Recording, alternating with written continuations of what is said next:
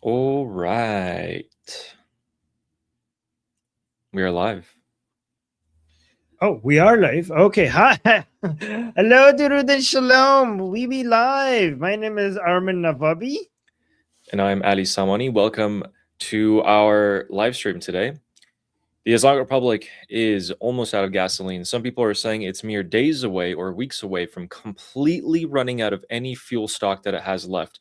You can imagine the chaos that will ensue afterwards. You guys all know what happens when people panic, or even when people start thinking that a stock or maybe toilet paper during COVID or something is running out. They start to hoard up on it, and that dwindles even faster. So what is happening right now is that the gas lines are becoming increasingly severe, and we're getting a, quite frankly, not so intelligent message from the Islamic Republic onto how to deal with these long gas lines. They're saying, let me play this video. Oh, wait. Why doesn't it let me? Okay, there we go.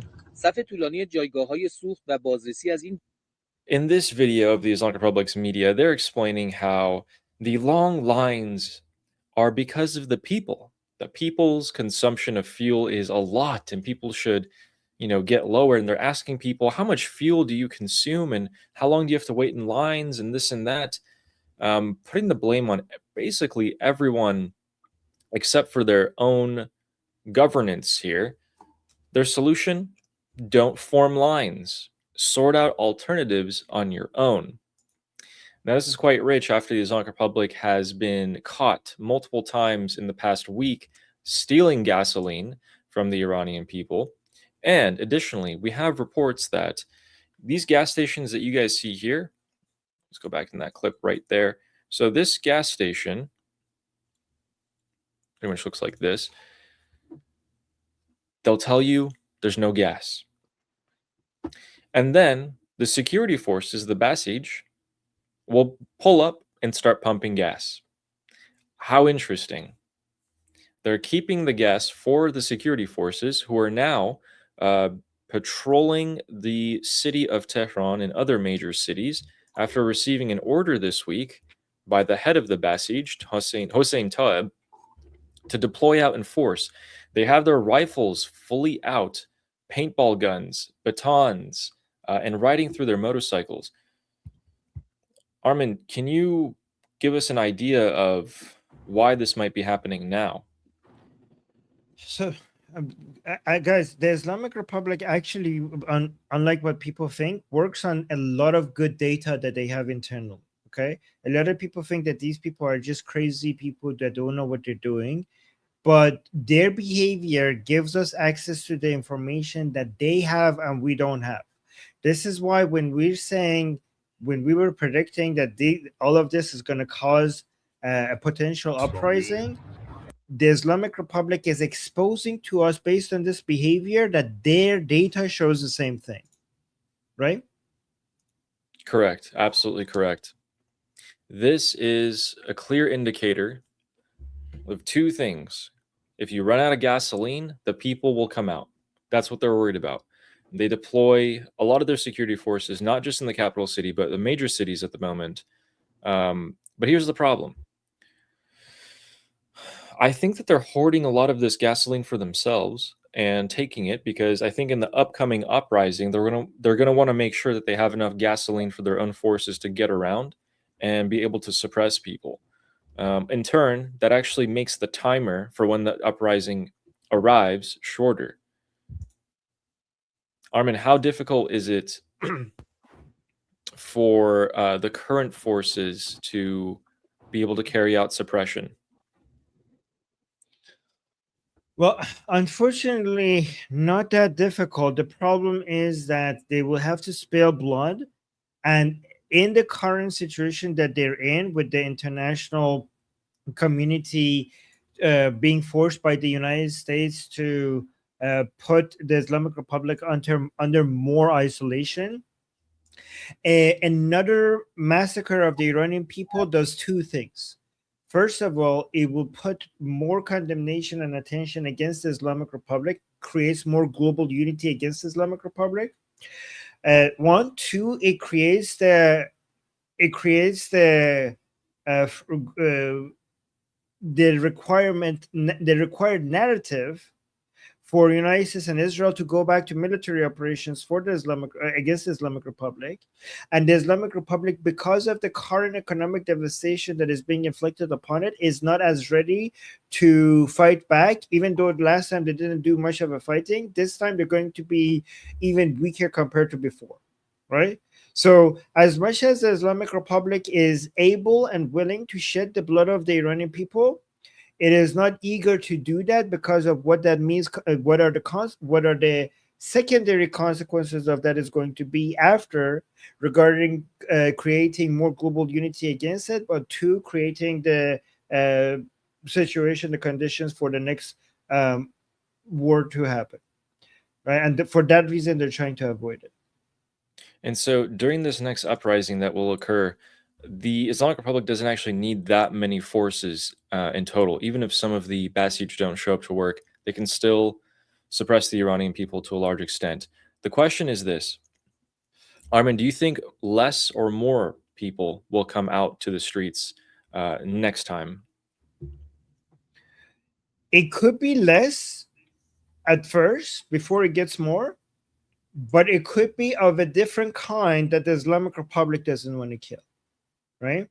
So the problem is that the next uprising could include people who are Islamic and pro-jihadi, and that is going to be difficult to suppress, because killing those people will make it undeniable that the Islamic, for the pro-regime people, that the Islamic Republic is now killing them, and it will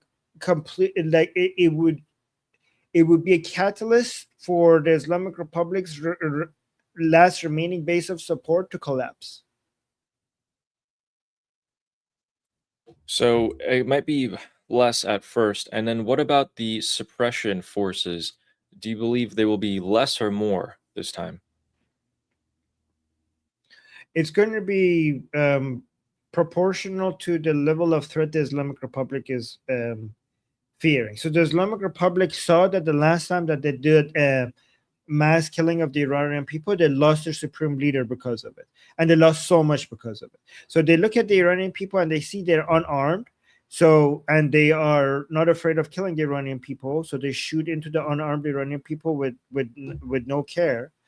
But at the same time, what that caused the American and Israelis attack and so much loss, because of what they in their mind had to do to the Iranian people, right? So they're afraid of the international consequences of them attacking the Iranian people. So they are going to try to avoid it as much as possible. So if the Islamic Republic is going to avoid killing the Iranian people, it's not because they care for the Iranian people. It is because they're afraid of the consequences. And so they're trying to find every way possible. So they will try to hold back. And I know a lot of people will hear that and think that I'm being crazy, like, oh, the Islamic Republic is going to try to hold back, not to kill the Iranian people. Yes, they always try to hold back. That's always a last measure. Again, not because they have any sympathy for the Iranian people, but because they're afraid of the consequences, right? And so if they start massacring the Iranian people, is because they will only do it when they think that if they don't, everything is going to get, like, they're going to lose. Like, if they're at the edge of the collapse and they think the Iranian people are going to take over, if they don't shoot at them, that's the only time that they will shoot. Correct. And then what about, so that's the IRGC suppressive forces, the Basij, ramping up. But do you think the number it was before January 8th, the forces that they had then, do you think they have less, or do you think they have more now? They have less internally, but they have probably prepared more from external, because they haven't sat idly by. They now know what the Iranian people are capable of, right? And they don't want to be caught off guard anymore. So there's two forces at play here, right? One is that we had more defections and more loss of faith from the base of the regime, right, and the people from the oppressive forces, right, of the against the Iranian, from the people who are supposed to be anti-riot. So obviously, less of them are getting paid, less of them have faith in the regime. So in that sense, it's going to be less.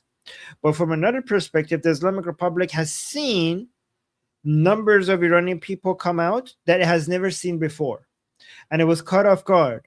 So obviously, the Islamic Republic has taken measures to try to be prepared for something like that happening next time. So we have to see, and none of that preparation is public, but you can be sure that they have done certain things to get prepared for the next uprising. Absolutely. And we're going to discuss that. I'm going to ask you a bunch of questions about that. So, as it stands, the answers are the amount of people that will come out might be less than before, at least in the beginning. The amount of forces that the Basij and the IRGC have are less than before. What about the proxy forces that the Islamic Republic can bring in to the country to murder the Iranian people? Would that be also less than before or more? So in one sense, you might think it's going to be less because they have access to less money to pay for the proxies. But we also have to understand. That the money that it takes to pay for proxies to shoot at the Iranian people is a fraction of the total budget of the revenue of oil and gas. So, given how this is an existential crisis for the Islamic Republic, and even if without money, for many other things, they probably are going to cut from so many things to be able to pay for this. And then, like, just because they have less money, it doesn't mean that they're not going to pay more for this. So they might have less money for everything else, while at the same time pay more money for this, and they will be able to afford it. So they'll prioritize the suppression of the people over anything else, and it's absolutely correct. They won't even pay their own suppressive forces if they have to prioritize paying the proxies to come in. A lot of the suppressive forces, here's the thing, January 8th and 9th, a lot of them afterwards had bad feelings about killing so many Iranian people. Some of them didn't want to do it again. The Islamic Republic knows who those people are. The Basij who stayed and had no problem with murdering Iranians in cold blood, those guys are the real problem. They will never be dissuaded. You cannot pay them. You can have, different disagreements in this. Until the Islamic Republic goes, they are a problem. They have to go no matter what at the end. So, might be less Iranian people coming out in the beginning, maybe more in later. They have less suppressive forces. They will prioritize the proxies coming in. So that arrives us at a critical juncture that I would like to keep on saying. Iraq is a very key, important piece for the Iranian people, I think more so than we realize, where the proxies in the south of Iraq here, namely the PMF, were the main culprits of murdering the Iranian people in the major cities. So for them to get enough fuel to come in, even though there's a fuel shortage, that might be why the IRGC are stocking up on gasoline. I wouldn't be surprised if some of them are already invited inside the country at the moment, although I don't see any reports of this. I do see reports of Afghani proxies invited into the south east of Iran by the Islamic Republic, but I haven't heard anything else from the west. In turn, the Islamic Republic is actually reinforcing this area with tanks every single day. This entire south coast of Iran is actually, and I don't know if that's just providing targets to the United States or what, because I don't anticipate them doing anything with these tanks here unless they plan to use them on the people.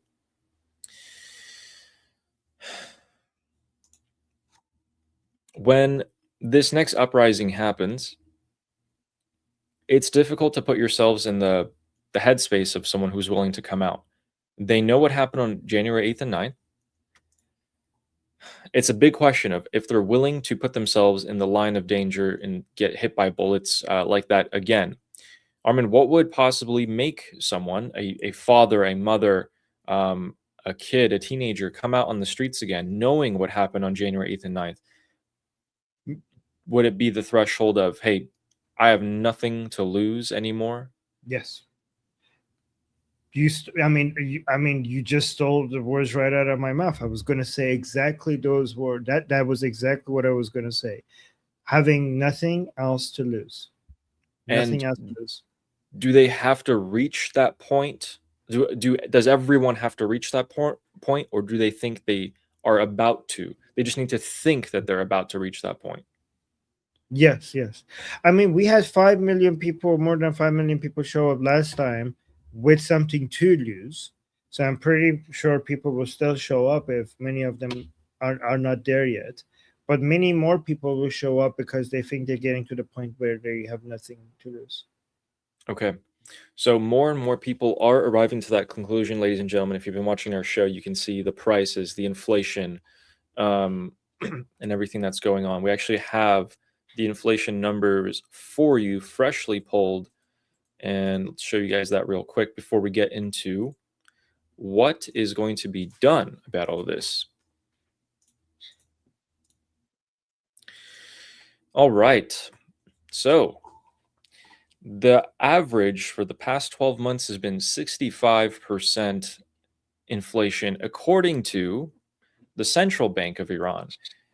Let's take a wild guess and say that it's just going to be a whole lot more than 65%, because if they're reporting that, it's probably a whole lot worse.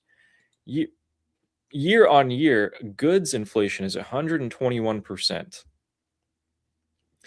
By the way, every month they have about 4%. But this is their numbers, guys. This is way worse in reality, okay?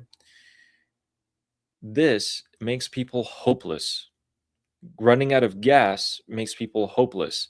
Seeing the Basij be able to load up on gas while they can't, while the regime supporters still have money and they don't, none of that contributes.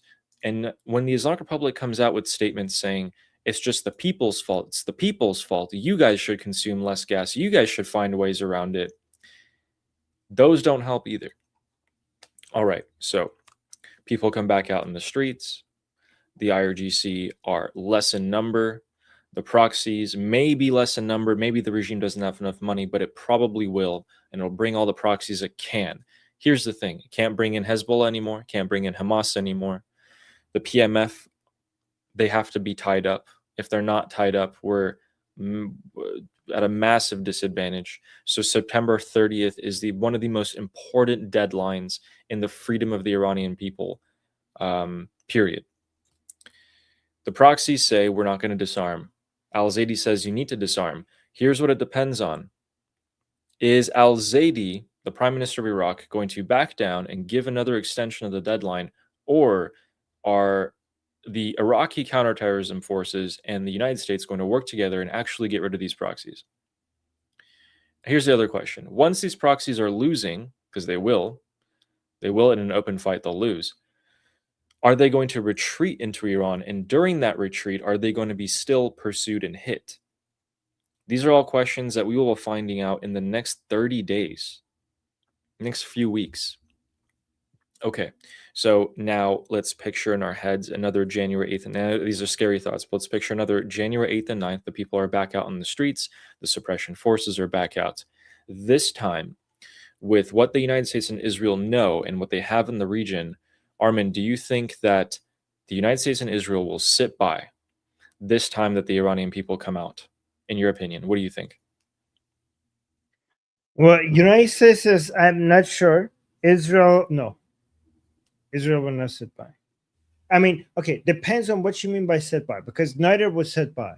But we have to ask about the level of involvement, right? Because the United States and Israel are not sitting by already, because both Mossad and CIA are right now actively involved inside Iran and doing things. So they're already involved, right? But if we're talking about the level of engagement, you're talking about like kinetic military operations inside Iran.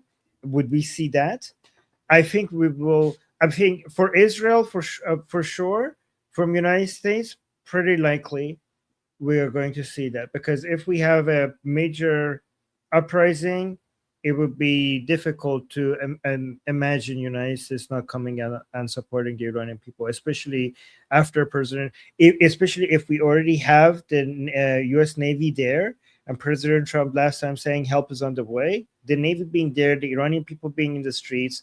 If there is no air support for that uprising, it's really hard to imagine the Air Force, the United States having that much power sitting there, and the Iranian people being shot at and no help coming out and supporting them. Really hard to imagine that. So I would say very likely yes. And everyone watching this, ask yourselves, how stupid would it be if the United States sat by and did not do anything the next time the Iranian people did come out on the streets? Just zoom out for a second. Is it really possible even for them to sit by and do nothing?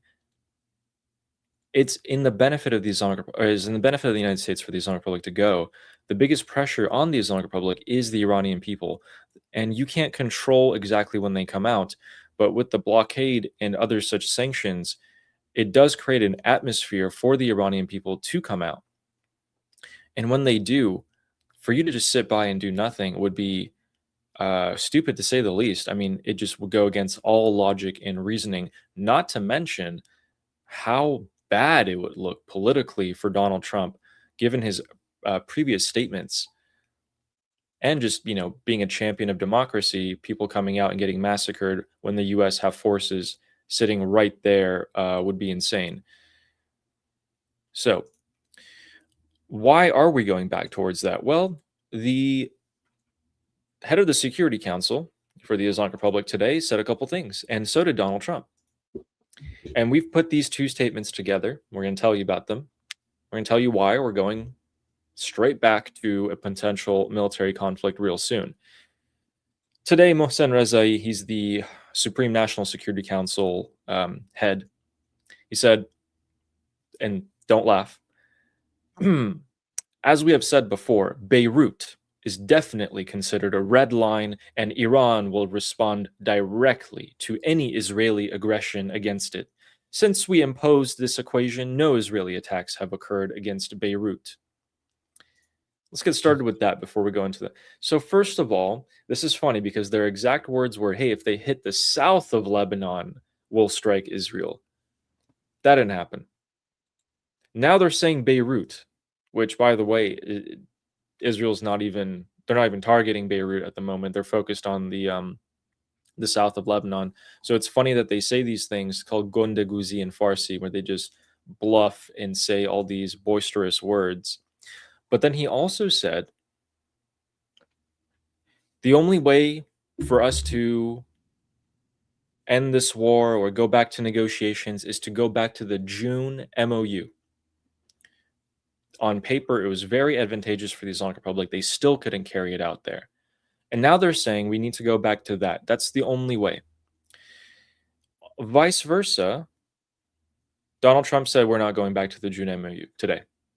Not doing it. Why would we? Armin, why would the United States not want to go back to the June MOU, even though they drafted it and gave it to the Islamic Republic? Because they got the Strait of Hormuz already. I mean, the Islamic Republic has lost its leverage. I mean, with all of this tough talk by the Islamic Republic, Brent, I'm looking at right now, Brent crude oil is at $86. So the MOU was about opening the Strait of Hormuz.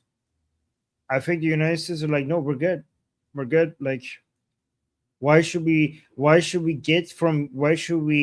agree? Why should we give you anything for something that we have already got, right? I mean, I'm not saying it's like 100% ideal, but it's not that big of a deal. Like, it's not good, but it is so much under $100. So the Islamic Republic is not causing that much damage. So and the point of the MOU was to reduce the damage that the Islamic Republic could do at the Strait of Hormuz. I mean, it was pretending to be that. So the United States has moved past the Strait of Hormuz, and if there's any deal that the United States might look at and consider, would be now about the enriched uranium. It wouldn't be about the Strait of Hormuz. So they're like, if you want to come up with something bigger, we might take a look at it, but nothing regarding the Strait of Hormuz. Now, mind you, I think the Americans shouldn't pay attention to any deal that the Islamic Republic sends them. But if they even wanted to pay attention to a deal, it wouldn't be anything like the MOU. The Islamic Republic is in a much weaker position than it was when the MOU was signed. So any deal that the United States would be interested in right now would be something very different from the MOU.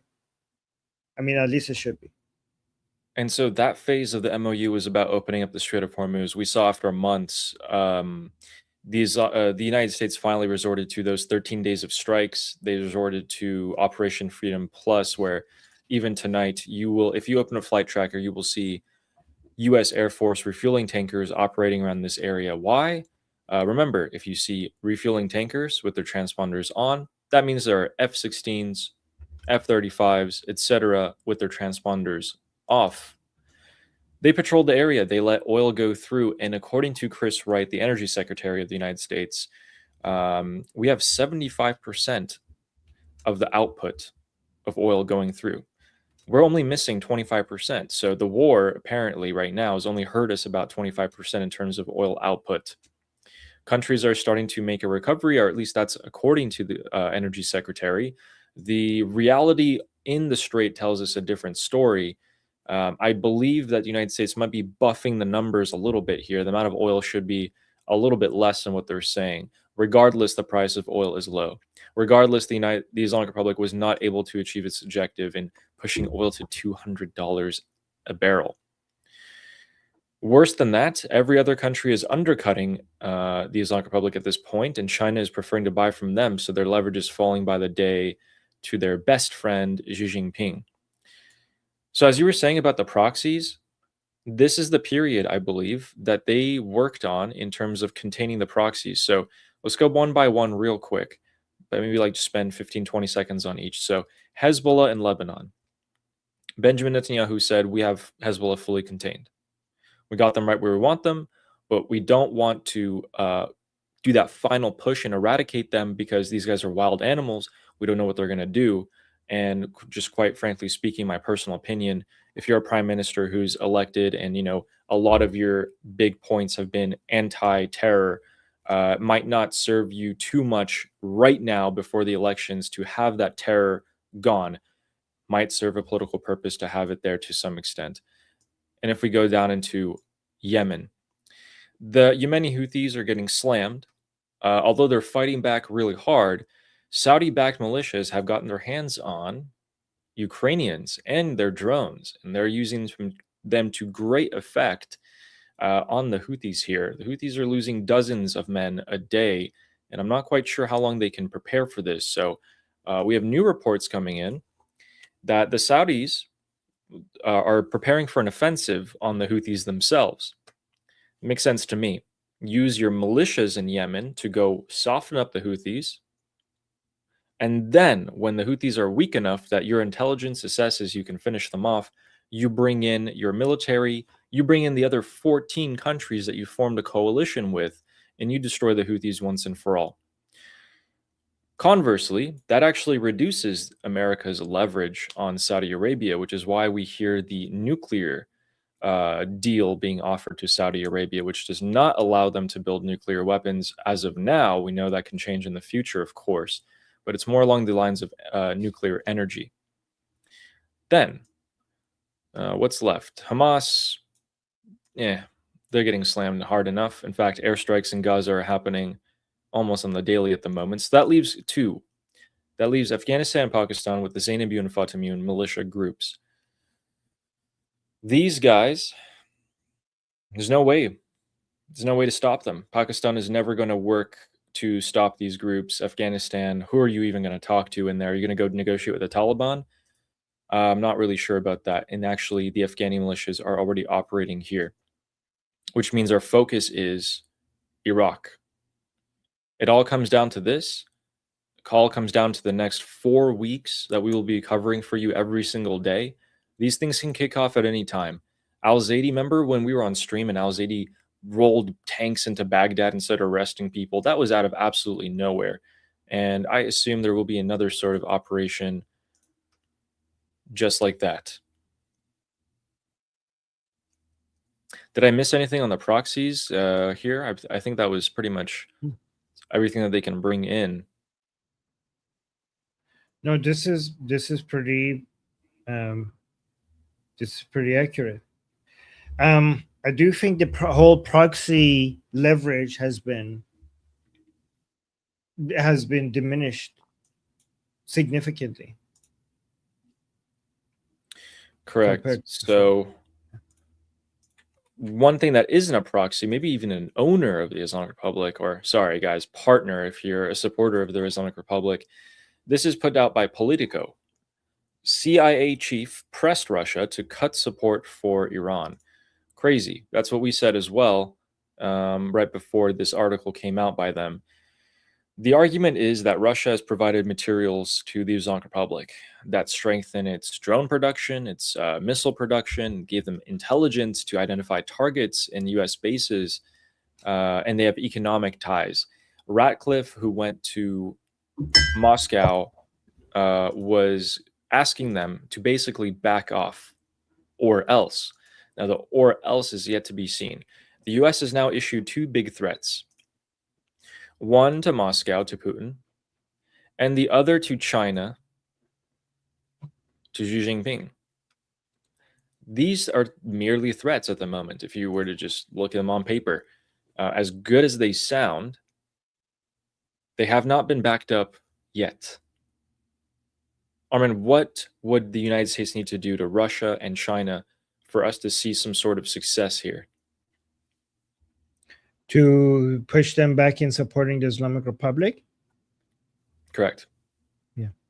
So for Russia, you send them the head of the CIA to warn them regarding the consequences on what would happen to them if they continue to do so. Hopefully, they are not promising anything with Russia regarding Ukraine, because I don't want us to betray our Ukrainian brothers and sisters. Hopefully, it's more of a threat rather than any rewards to Putin regarding Ukraine. But with the CCP, with China, it needs to be actually moving forward with punishing oil refineries and smaller financial institutions that are still finding ways to let the Islamic Republic sell the oil that it has, the 40 million barrels of oil that it has around Malaysia right now, sitting around Malaysia right now. That's what they need to do. And I don't know how Scott Bessent promised that that's what they're going to do. I hopefully they actually follow through, because I know that China has some leverage when it comes to its control over global supply chains, especially with rare earth minerals and other things. So they are able to push back in a way that other countries can't. We have to see how much damage the United States is willing to take to push this against these smaller Chinese companies. Because when it comes to bigger Chinese companies, they themselves will submit to United States, even if CCP doesn't, because they have so much business with US and US connected businesses that they make money from that is so much higher compared to what they make from the Islamic Republic. So they don't want to lose that. But there are smaller financial institutions and teacup refineries that their entire business model is to take advantage of the sanctions on the Islamic Republic to buy the oil that nobody else does, right? So these smaller companies are less worried about losing business from United States because their entire business is getting the Islamic Republic oil and find ways to go around the sanctions. And these are much more difficult for United States to stop, because with every other country, United States, everybody is using the US dollar system, and people are using the SWIFT system to basically to be able to transfer funds. So it's so easy for United States, much easier for United States to deal with that. Right, but with these smaller Chinese financial institutions and refineries, they're using other currencies and other mechanisms to move money, and that's why it's harder to punish them. And I don't know what Scott Bessent has planned to punish them, but I hope they actually are very aggressive about it, and we'll see in the upcoming days or months. Right. So FDD just put out an article. So this is actually going to be by Saïd Hassanejad and Behnam Ben Taliblu, who released this article today.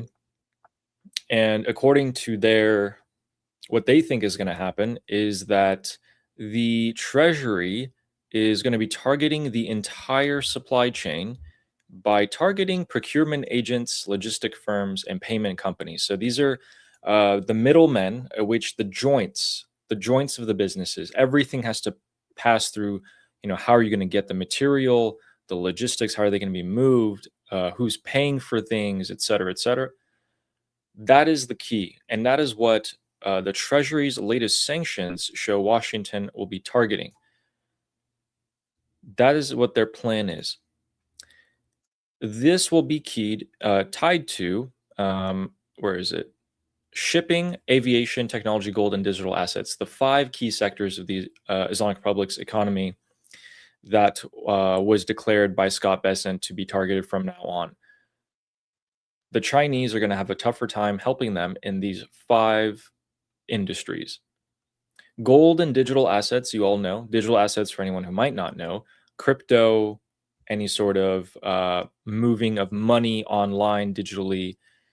Technology, you can assume that means a lot of military technology as well, aviation, airlines, and shipping. We all know shipping, oil, cargo, China to Iran. So these are what the Treasury is looking to target and how they're going to target it. And apparently they're going to target several things in different amounts as well, which also makes sense. All right. Here's the things that we haven't seen so far. So never before has the United States gone to Russia, gone to China, and threatened them to this extent. That hasn't happened before. The proxies have never been this weak before. The mentality of the IRGC supporters has never been this bad before. What is the strength? What is the strong point of the Islamic Republic right now? They have all these weaknesses. What is their strength at the moment?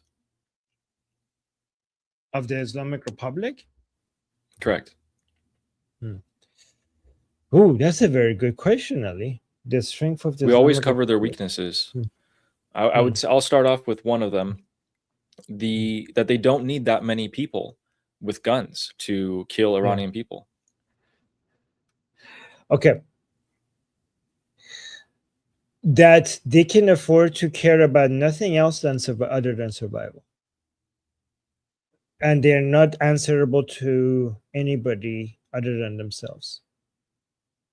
So that's why they could tolerate pain more than democratic countries, because they're answerable to nobody but themselves. And survival and only survival is the metric for success. And everything else could be sacrificed for their cause, for that. That's their strength. And so to get rid of their strength, which is tied to weapons here and their survival, that would come, Ali. That's a very good question that you asked. That means their strength is their ability to sacrifice everything else, right? Because nothing else matters. So their ability, the fact that they're not answerable to anybody, and nothing matters more than their survival of the Islamic regime, that means that their ability to sacrifice everything and increases their pain tolerance, because the pain of the people is not their pain. Given that the pain of the people is not their pain, that means that their pain tolerance is high, because the pain of the people doesn't get transferred to them. At least not in a way that in democratic country does. Yeah. Correct. Any other regime, they would have changed leadership 10 times by now, administrations 10 times. They're one of the few governments that don't care if its people are massacred or if its infrastructure is destroyed, if most of its government officials are killed. So what you just said reveals their weakness as well. If only thing they care about is them being overthrown as a government, and if the biggest threat to that is the Iranian people, because we don't see a million US troops on the borders of Iran, do we? That's not possible for the US to march on Tehran and take over. It's wildly out of the question. The Iranian people are the only people who can do this. The US knows that without a doubt, whether they want to admit it or not. That is why when the Iranian people come out, the U.S. cannot afford or would ever sit by and do nothing. The question is, how much are they willing to do? To what extent are they willing to go? And so, if the regime only cares about being overthrown and the only thing stopping them from being overthrown is their guns on the street, you can respond to force with force. Another thing that is being, or another aircraft carrier is being sent to the Middle East here, the USS Theodore Roosevelt that we're telling you. We now have information. So this is the San Diego aircraft carrier that we've been covering for a couple of weeks here, the USS Theodore Roosevelt. We now have confirmation that they are set to deploy for at least 7 months, making a very long deployment for them. Again, we covered they're going to leave as soon as their flight deck repaves, I guess, the non-slip proofing. They're getting that replaced. They also put in an order for 32,000 uniforms.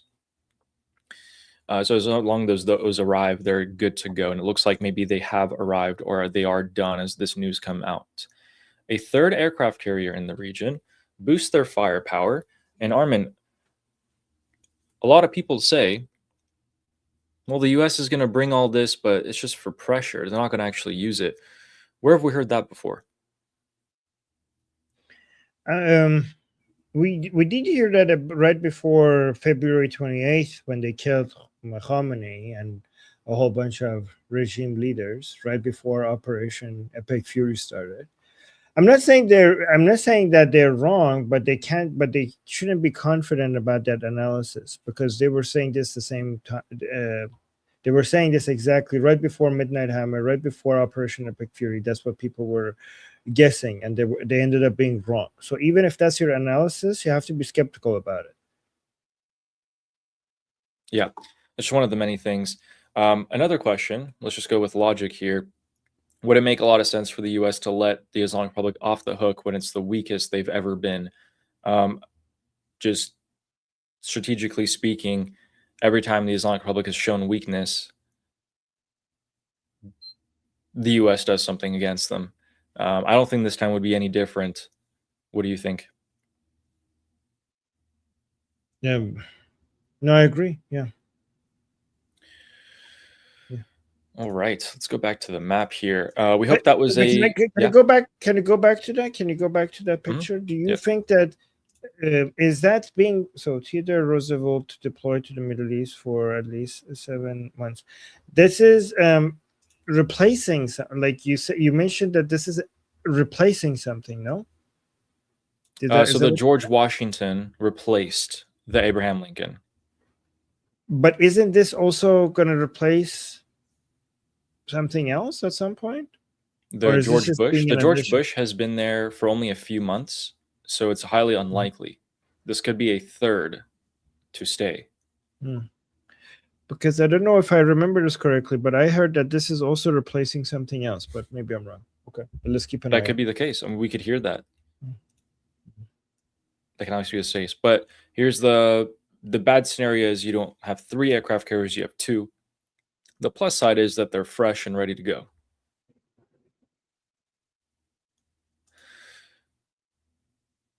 Okay. So guys, I hope that was a comprehensive overlook at the situation here. Now let's get into the smaller points that we wanted to cover. And then we'll get into our allogram section. All right. There's a new deal on the table between, I know, don't get PTSD. There's a new deal between Venezuela and the United States. Axios is reporting the U.S. is close to striking a massive deal for Venezuelan oil fields. Why? Because the strategic oil reserves for the United States are historically at a 50-year low, meaning that we got to replenish those, and buying Saudi oil is not enough. Venezuela is one such place that we can look to. One problem, their infrastructure is old. It would take a bit to replenish that and get their oil fields flowing. People are saying, oh yeah, we could add another, few dozen million barrels a day because Venezuela is right in our own backyard and they have so much oil. That's true, but we got to build that infrastructure first. It's not just laying around. Dictators don't have a good tendency to, keep up the infrastructure of their country. And that is something that Trump would absolutely love to see. Other than that, Trump got asked today, hey, you talked to Putin. Is Putin going to attack Russia? Because that's the question right now. Is Putin going to attack Russia? And we'll talk about that for just a second. Let's see what he has to say first. Why has Putin agreed or committed to not attacking a NATO territory? I've had good talks with him. He's not going to be attacking a NATO territory. Mr. President, I've had Say good it talks again? with him. I've had good talks with Putin. He's not going to be attacking a NATO country. You want to hear that again? No. Okay, just to be fair, I mean, I'm very grateful to everything President Trump has done, and for the Iranian people. However, President Trump has said many times that Putin is not going to do something, and then he did it. Okay, and same with the CCP. So if that's by to go by, like maybe he wasn't before and now he is. I don't know. I'm just kidding, but I don't. Yeah, do not trust Putin. Do not trust Putin. Putin will only trust Putin in the sense that trust that he will backstab you and he will violate any deals or agreements that you have with him. Exactly. So some people say that Radcliffe showed Putin the true numbers. Maybe Putin was actually not being told how many casualties Russia has, et cetera, these type of rumors. And that some people were able to persuade Putin, maybe attacking NATO is a bad idea, that's what the CIA did. We can always count on dictators like Putin and others to just simply not care about these type of trivial things like losing 750,000 troops, over 1.5 million casualties. Will he attack NATO? Will he attack Europe? Completely in the benefit of the US to do this, to be honest with you. It's not a bad thing. It's probably just the timing of it that the United States wants to push off for a bit. Be probably very beneficial if Putin attacks Europe maybe just a few months from now and just not right now. Maybe just wait another 4 or 5 months and then do it. That could also be a signal that was going on.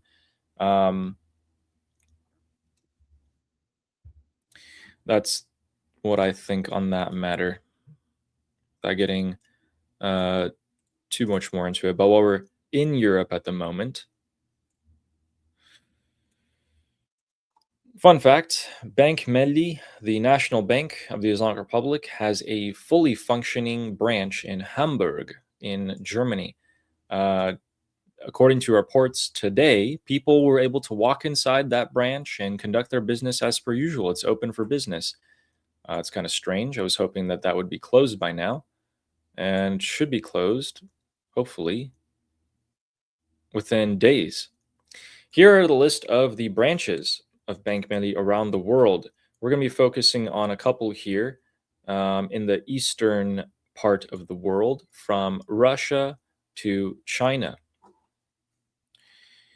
Not only are these their branches, but they're associated bank branches as well. So Bank Saderat, Bank Tijarat, Millat, Mir, all of these banks are tied to the Islamic Republic, and they are all ones that have to go from Athens to Minsk to Moscow, Istanbul, Kabul, Baku, Beijing, Seoul, Hong Kong, and even down here in Labuan.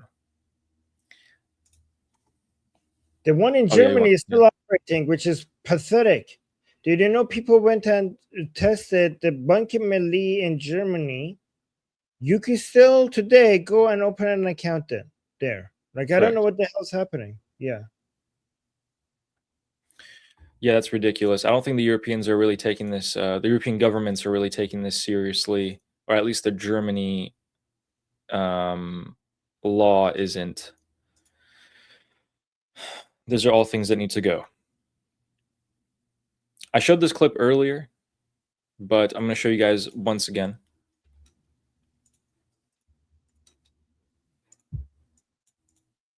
This is a video that came out yesterday in Iran. These are men who ordered vehicles from the car company, and they were told that, hey, sorry, we're just not going to give you your cars anymore. Economy, oil, imported things. Sorry, no more cars. These people paid for their cars and they were getting them, and look at their reactions to it, trying to break down the door. That's a little bit of a taste, in my opinion, of things to come here. Imagine spending all your money to be able to get that, and now you're not even getting that. Like, that is insane. But it's particularly important because at the moment your currency is worthless. Cars appreciate in value. Cars are a form of currency. These guys spend all their money, and now they're in their lifeline. What they planned around is just up and it's just gone. It's gone. It's completely gone. And all that money they got, gone.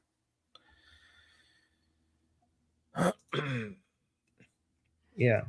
A lot of people, this is their life savings. Because there's no other place to put your money. Like, they don't give you, there's no stocks, there's nothing, so you just buy assets like phones and cars and stuff like that. And then now you're not even getting that. Oh, we got a GO trophy. Thank you. Oh. And Scott Bessent posted today saying, as the Iranian people struggle to afford basic necessities, the corrupt regime continues to squander enormous sums abroad.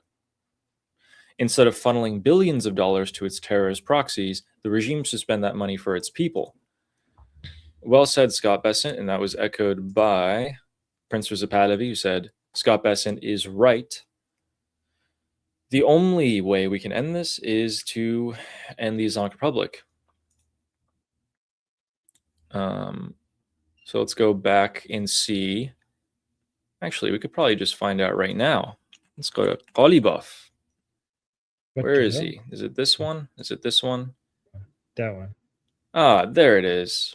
So his response to Scott Bessent was, instead of funneling billions to its terrorist proxy, Israel, and 750 bases, this failing empire, he's referring to the United States, could spend that cash on its own people.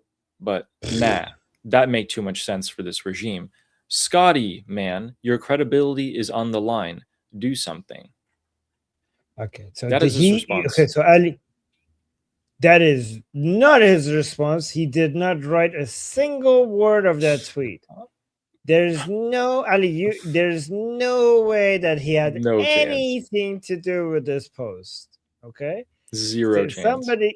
Somebody who thinks he's very cool and is somebody in the US is writing his tweets for him, and whoever that guy is, we exposed who the guy is. We know his name. Whoever that guy is, he lives in California. He lives in California, and he thinks he's very cool. Can you go back to that tweet, because there's something funny about this? Say, instead of funneling billions to his terrorist proxy, which is, this is projection. He's just taking everything that we say about the Islamic Republic and just they're flipping it, right? Yep. So that's what we say about terrorist proxy Israel and 750 bases. This failing empire could spend that cash on its own people. All right. So first of all, Israel is not a U.S. proxy. Israel is not terrorist, and the United States doesn't funnel. Funnel is what criminals do. You do that, okay? It doesn't funnel billions of dollars to Israel. Israel doesn't even get the $4 billion that Israel gets. It's a discount on the weapons that Israel buys from the United States, because they're such a good ally and because they use those weapons to kill United States enemies, right? So Israel doesn't even, it's not charity, it's a discount on weapon sales, which produces jobs in the United States, right? So if you care about American jobs, Israel's discount on buying American weapons is actually producing American jobs and also killing United States enemies. The 750 bases is actually a sign that it's not a failing empire, because none of those bases was made without the consent of the countries who wanted them, which is a demonstration that countries want the security the United States military has to provide, which shows that it's not failing, and it's not even an empire because it has been done with consent, unlike empires. All of those bases have been built in these countries with consent, which means that it's not an empire and it's not failing, because if it was failing, why do people want the US military's protection in their country? Why do they want those bases there? And they say could spend that cash on its own people. They are spending that cash on their own people because it's the US military and the bases all around the world that is the backbone of international maritime trade, which wouldn't be possible without US military presence around the world at the level that we're saying that today. So not only that makes the standard of living of Americans possible because the United States is present over there, it makes the standard of living of everybody everywhere in the world possible because the United States is present everywhere in the world. I'm saying, but nah, again, Ghalibaf doesn't even know English. I'm pretty sure he doesn't know how to talk like that, right? But nah, that makes too much sense for this regime. You know, let's flip this script, okay? Instead of the Islamic Republic funneling billions to its terrorist proxies of Hashd Shabi, Kataib Hezbollah, Kataib and Hezbollah and Hamas and the Houthis and Fatimiyyun and Zainabiyun, right? And trying to, in their own words, export the revolution all around the world and then dominate the planet and bring everybody under Islamic rule, this failing wannabe empire could spend that cash on its own people. But nah, that wouldn't even save them because it's too late. The best they could do to save their own people would be to die. That would be the best option, yeah. Especially this guy posting this tweet, and whoever really posted it. Oh, and here's the last line. Sorry, the last line. It's saying, Scotty, man, your credibility is on the line. Do something. I would want to say the same thing to you, but that wouldn't be accurate because you have no credibility for it to be on the line. There you go.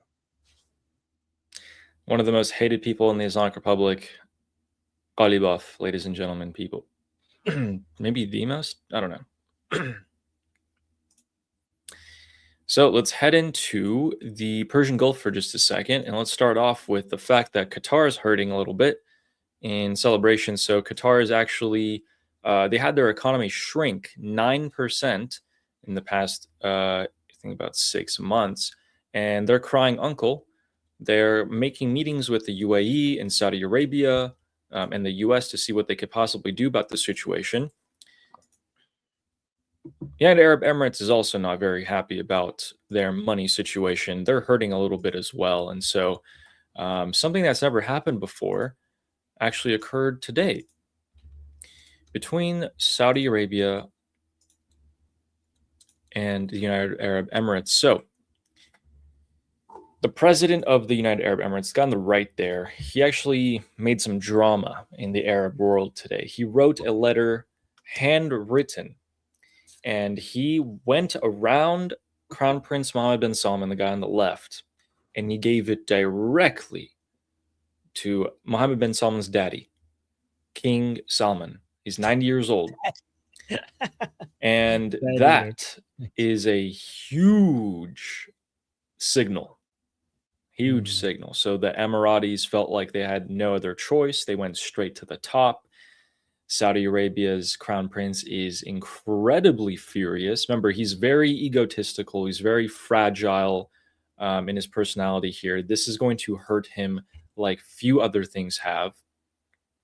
And it also comes as a rejection of the fact that Mohammed bin Salman earlier this week told the UAE, hey, listen, you guys are beneath me. I'm not going to talk to you directly. I'll send my brother, the defense minister, Khalid, to come talk to your guys.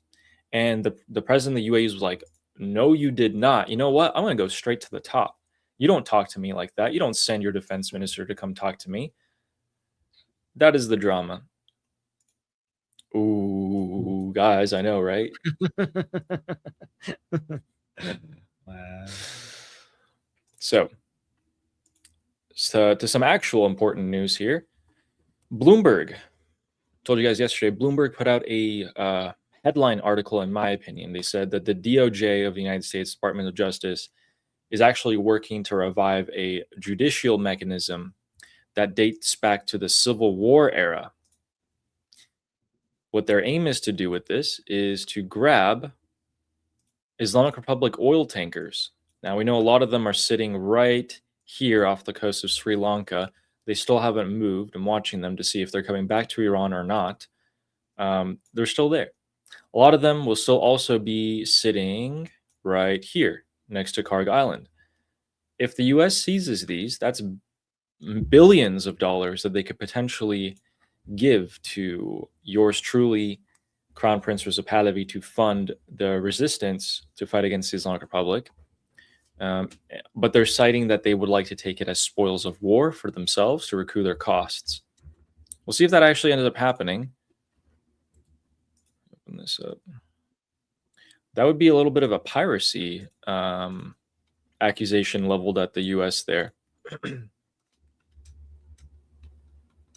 So, let me just take a second. Oh, I forgot. Of course. Okay. Ladies and gentlemen, today Israel struck the outskirts of Damascus, the capital city of Syria, with 2 artillery shells. The aim and the target was unclear. Happened somewhere around here in this area. And that is not going to be... You guys can expect us to talk about Turkey, Syria, and Israel in the coming days.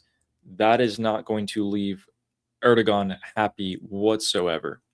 Let me see if there's any updates on that right now.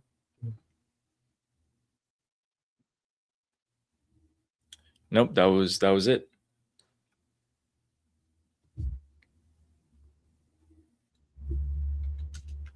Yep. 2 artillery shells that struck the outskirts of the Syrian capital today. All right, let's get into allegrams. He's been waiting long enough for this. Let's get into the newspaper first. Ooh, I love this part. You know, The from newspapers. The newspapers are the favorite part of my favorite part of the allegrams. Well, I don't know. They're all so good. I can't actually decide. Never mind. But it's one of the best parts. That's good. I'm glad you like it. So this is Kayhan, the most important one, the most important newspaper. Let's see what their headlines are saying. What does that say? So Kayhan, guys, is from Shariat Madari, which is handpicked by the Supreme Leader. So this is a newspaper that represents the views of the Office of the Supreme Leadership, right? So it's saying پاسخ محاصره اقتصادی ایران حمله به منافع حیاتی آمریکا در منطقه. Okay, that's pretty straightforward. So it's saying in response, the proper response to the economic blockade of the United States is to attack the essential resources of United States in the region. Basically, this newspaper is advocating for hitting like data centers, for example, like Amazon or I don't know, Tesla or whatever data centers or anything American in the Arab countries around the Persian Gulf. That's what it is. Well, that was pretty straightforward. Well, yeah, there we go. We just take that. Looks like they are going to. I mean, they talk about this all the time. They're like, we have to do something eventually. We can't just bleed dry. So that's the most important newspaper there. Let's go check out a couple of these other ones. Oh, we see Donald Trump and Scott Bessent. What could this possibly say? Armin, could you enlighten us here? عقلانیت انقلابی در مذاکره which one پادشاه لخ شد. Okay, the king is now naked. So this is in reference to the story of the king with Emperor's new clothes. The Emperor's New Clothes story. Yes. So basically, they're saying that that Trump is exposed, that he has now everybody can see that he has nothing left. Reading the messages, the Islamic Republic is reporting that Trump is having a national energy emergency. They're playing on some propaganda here. I'll actually show you that exact post that I pulled up as well. So they're having things not exactly portrayed. Oh, wait, this is interesting. I actually didn't see this one before. What does that say? دولت مردم ایران.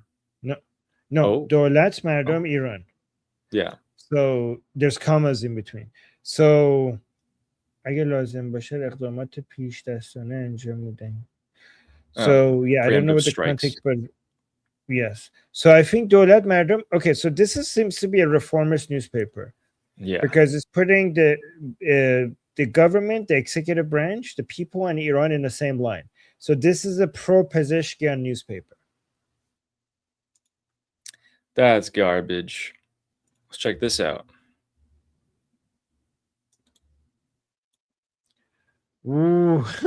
شمارش معکوس اخراج آمریکا از منطقه. So this newspaper is saying the countdown for the Americans leaving the region has started. We're going to get rid of them. You know, you would think if you're an Islamic Republic supporter, you're hearing, where was the Trump one? You're hearing, okay, Trump, you know, he's in a tough spot right now. He's losing. American troops are about to leave. All these things. That's what you're hearing. That's what you're hearing, which is terrible. It's just not the truth at all. Yeah. I mean, this is the war between the TV and the fridge that we always talk about. That's the TV. And the fridge is all the videos of the Iranian people who are showing that they have no food. Have you seen you've seen all the videos coming out since yesterday, Ali, Yeah. right? Yeah. So many Iranians are recording what they can afford to eat, and it's devastating. It's so hard to watch. And Ali, we have to tell people this, right? So in the past 24 to 48 hours, a lot of Iranians are just taking pictures and videos of their food that they're eating to show how little they can afford. And there's two things that you need to know about this. One, this is very unusual for Iranian culture. Iranians when I was in Iran, everybody tried to save face, meaning that you don't show that you can't afford things. That's embarrassing. That's not something people used to share. And now so many people are now sharing that because it's just so common that people are like not embarrassed anymore to share that, right? That's one. Two, a lot of Americans need to know this. I watched a lot of these videos coming out of Iran showing how bad the conditions are in Iran. And you might think as an American that some of them would be angry of America because of the economic blockade that is leading into this. Not a single video that I have seen blames the United States. Every single one of them that does have a blaming at the end, they curse the Islamic Republic. And Ali, I don't think this has ever happened in history. If I'm wrong, I might be wrong. Correct me, guys, in the chat if I'm wrong about this. Never in history have you had the people in the middle of a war suffering because of that war, not blaming the country that their state is at war with, but blaming their own state instead. Have you ever seen anything like this? I haven't seen, like, historically, when two governments are at war, the people of one under the rule of one supports their government, and the people under the rule of another support their government. And if they're experiencing hardship, they blame the foreign enemy. I've never seen at this level so many people within a country not blaming the government of the country that is a foreign country, but they blame their own in the middle of the war. They're blaming their own regime that is ruling over them. Every single one of these videos, every single one of them, at the end of it, after they show what they could eat, they say "Nang bad bar Jumhuri Ishali." That's what they say. Or Sharm bar Jumhuri Ishali. Every single, like, most of them also say Jumhuri Ishali, not Jumhuri Islami. I think the closest situation is probably to compare is Nazi occupied France and Mullah occupied Iran. They're probably the closest. But that's I think. France. But that's France. You consider the Nazis to be a foreign occupier. But that's Ali. That's 100% correct, because it shows how much Iranians see this regime as not Iranian. Like, because for France, people are like, we'll get it. Well, the Nazis are foreign occupiers, right? So that's why the Iranian people curse the regime, because they consider them to be foreign occupiers, not of this land. Correct. And so this propaganda, and great points there. And guys, so propaganda is getting even worse. Look at this post by the Islamic Republic state media. They put an outline of Trump here, and then they say this. They say that Trump is having a national energy emergency. So the US president issued an executive order declaring a national emergency from foreign actors against the country's power grid. This was that the power plants that we saw in Michigan, the water plants, the cyber attacks that were they put them out of commission for like a few hours or something. And they're running with this story and saying that, oh my God, look at that. Look how afraid Donald Trump is. Look at how reliable they are, how much they rely on this, and how much we are able to damage them. These are the things that the average regime supporter hears. U.S. troops are about to leave. Donald Trump's under heavy pressure. The emperor's new clothes leaves him naked. I arrived to a conclusion today. I think that the Islamic Republic's whole goal, and this might be just really obvious to a lot of people, but it's just one of the simple things that never clicked to me, I guess, or I never thought about. They're trying to paint the situation as this point is the worst point it will ever be. No matter how much worse it gets, to be like, oh no, this is the worst it'll get. This is the worst it'll get for you regime supporters. We promise it won't get worse than this as it goes worse than that. And that's why we see so many messages of them waking up. Yeah. All right, let's get into the first allogram, where we go into the IRGC group chats and grab the messages indicative of supporters' points and moods. The first one saying a completely ridiculous and stupid statement. So the CIA director went to Moscow. The Islamic Republic supporters are all over it. And they're saying, oh, well, if they ran to negotiate with Putin, if he wanted to attack NATO, we need to attack one of the NATO member countries. We, the Islamic Republic, need to attack NATO member countries, which would be an unpredictable move for the Americans. And we need to target a few of the NATO countries' leaders. This way, we will open the way for Russia on this front. And by spreading the war to Europe, the focus of the United States will be removed from sieging us, the Islamic Republic. Somebody put this man in charge, please.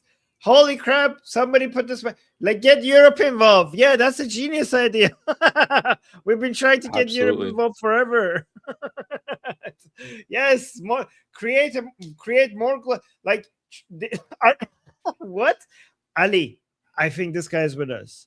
I think he's trying to plan something. I think he's with us. He's trying to be like, hey guys, let's get Europe involved in this war as well, huh? That would obviously work in our favor. Sure. Yep.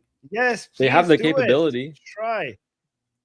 They can strike Europe. They have the missiles and the range to do it. Guys, this guy's like, why not? Like, guys, we don't want anyone in Europe to get hurt. I hope if they do this, Europe is get to intercept us or something like that. But if Europe intercepts this and nobody in Europe gets hurt, but it drags your NATO finally into this, sure. You know, if nobody gets hurt in Europe, I'm all for this. Yeah. So there we have the master plan of the Islamic Republic on show for you guys. But if you guys didn't watch the beginning portion of our show, we actually have a comprehensive breakdown of the entire situation with Iran. something that we haven't done for a little bit. We have our next one. Ladies and gentlemen, we tell you the Islamic Republic is getting caught red-handed by their own supporters, by their own people. Here it is. Farce News reports this ridiculous post. Let me just show you this real quick, okay? So you can see how stupid and ridiculous this is. The state media reports, we discovered a 3,500 meter pipeline that transports smuggled fuel off the coast of Bandar Lenge in the south of Iran. Armin, how easy is it to just hide a 3,500 meter pipeline that smuggles fuel for months? Who could possibly do such a thing? I think you're just random average smuggler. We should be able to carry out Mm. operations like that, you know? Are you Just sure like- it's not the Islamic Republic? No. I think No? everybody Okay, could do okay. that. Like, average smugglers should have access to pipelines and could operate like this for years without anybody noticing. For Mm. sure. Easy. So you're not saying, but what's not happening is that right now, because they're under pressure, they're going in saying, "Aha, we caught the smugglers. Now the gas situation is going to get better." They wouldn't, No. you know. Yes. No, okay. Yes.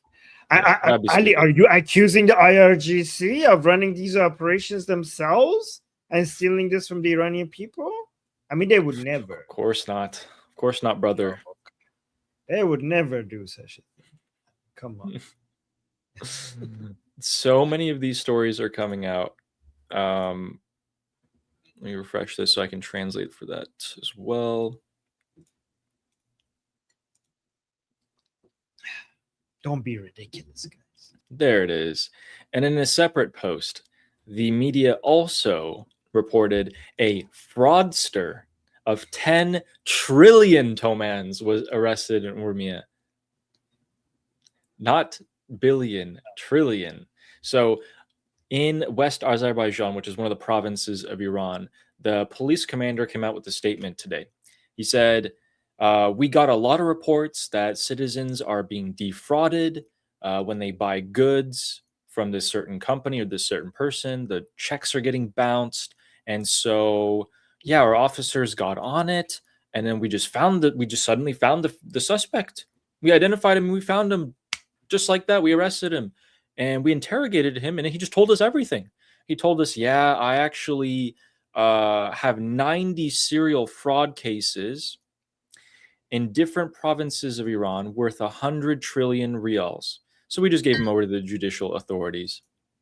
Oh, that's, wow, police, that's great. I wonder who could have smuggled 100 trillion toman. You just caught him just like that. And, this guy's supposed to be a master criminal.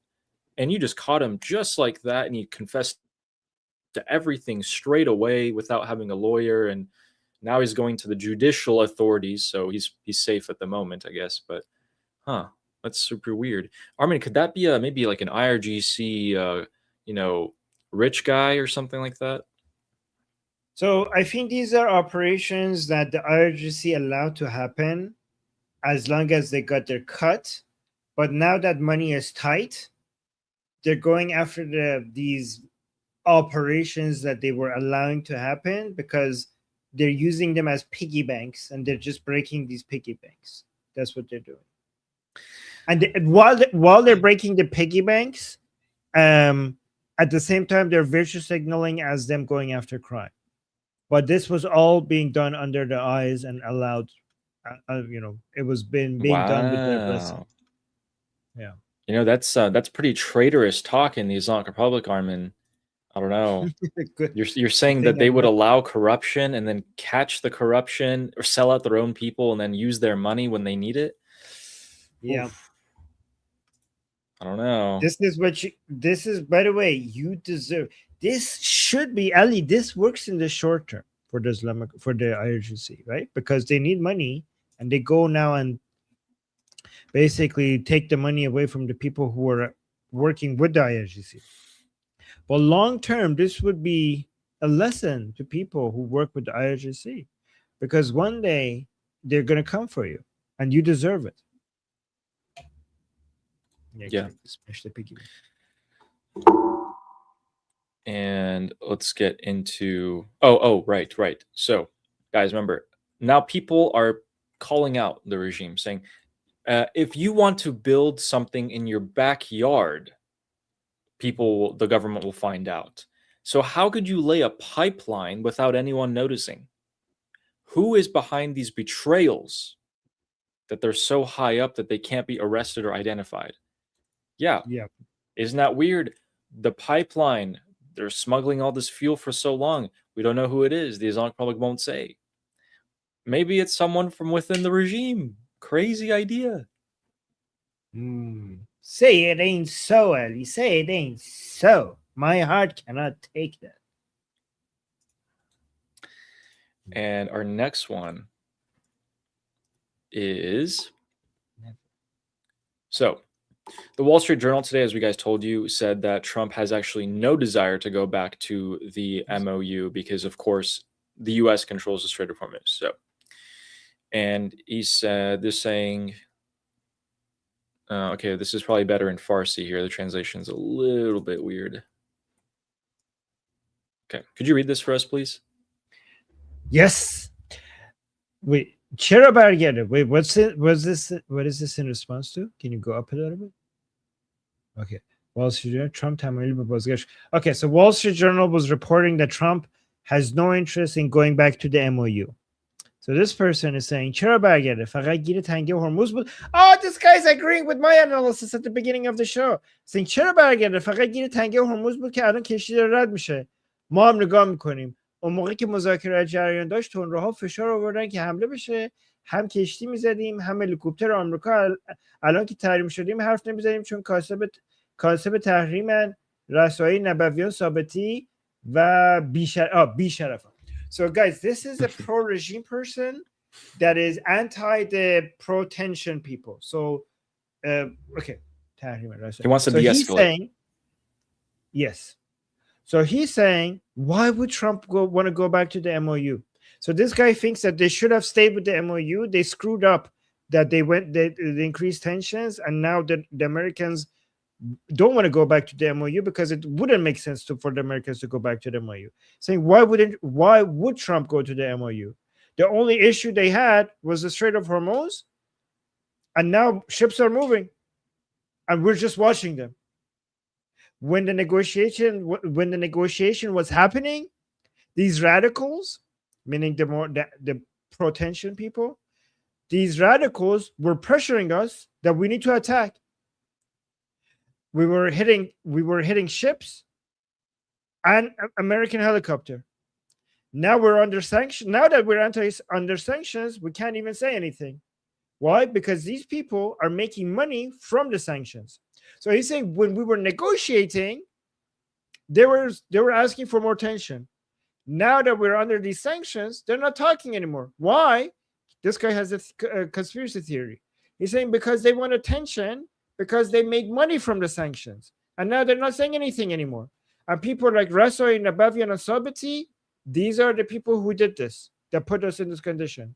And he's saying, Bisharafo, dishonorable, swearing at them. So guys, this is a pro-regime person that considers the people within the regime to be for escalation, to be traitors that are making money off of sanctions. So this person is probably pro-Ghalibaf, pro-Pezeshkian, pro-Hassan Khomeini, but anti-Rasai, Sabati, and Nabavian. Does that make sense? Yep, that was perfectly said. Yeah. So, just as we told you that Donald Trump doesn't want to go back to the MOU, we told you that that guy in that small picture, the Secretary of the Supreme National Security Council, Mohsen Rezai, also said, we are only going back to the MOU if we are going to go talk to the Americans. And so this person, this regime supporter, is saying, you're just saying you're just saying Zart. First, act on what you say. Mohsen Rezai says we exported 80. Oh, by the way, Armin, I missed this. The Islamic Republic today said that we exported 80 million barrels of oil since the war ended. That's Zart. So this guy's saying Mohsen Rezai says we exported 80 million barrels of oil, and the president says that we didn't export any oil. The central bank head says that we didn't export any oil. So you guys have lies and differences amongst yourselves. Which one of you should the people believe? What deterrent did you create to the Americans?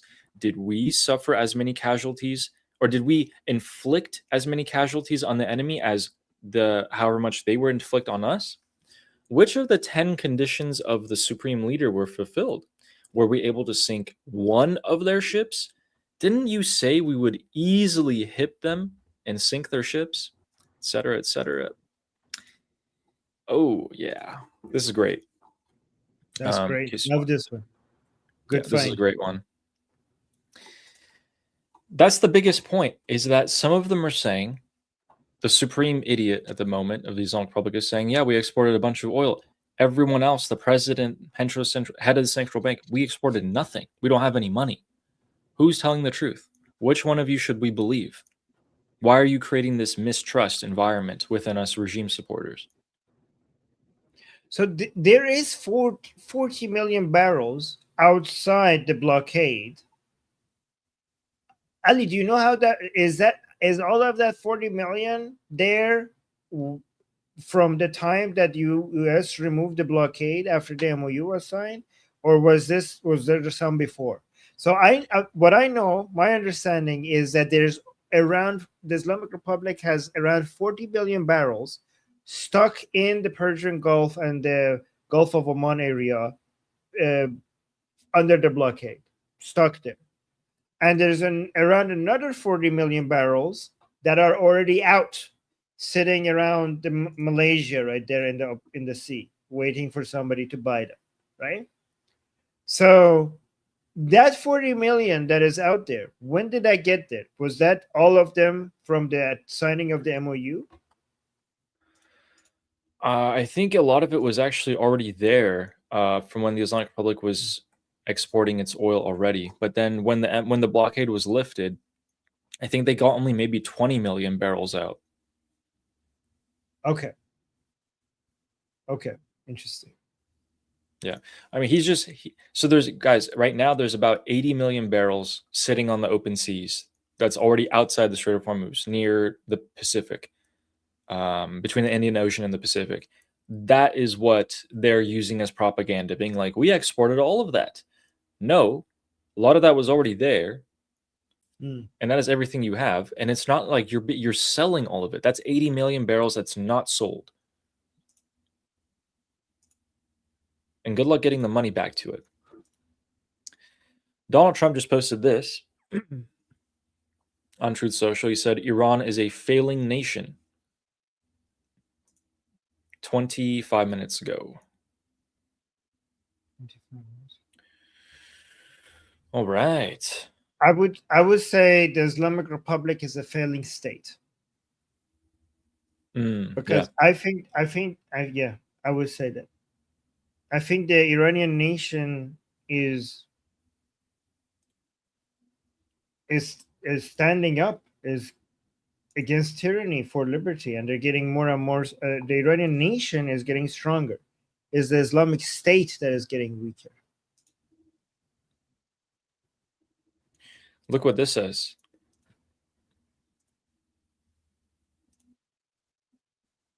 دلار 200,000 تومانی میراث 5 دهه فساد ساختاری جمهوری اسلامی. بی تفاوت نباشیم. So somebody in Iran went to an ATM and put a sticker next to the ATM, say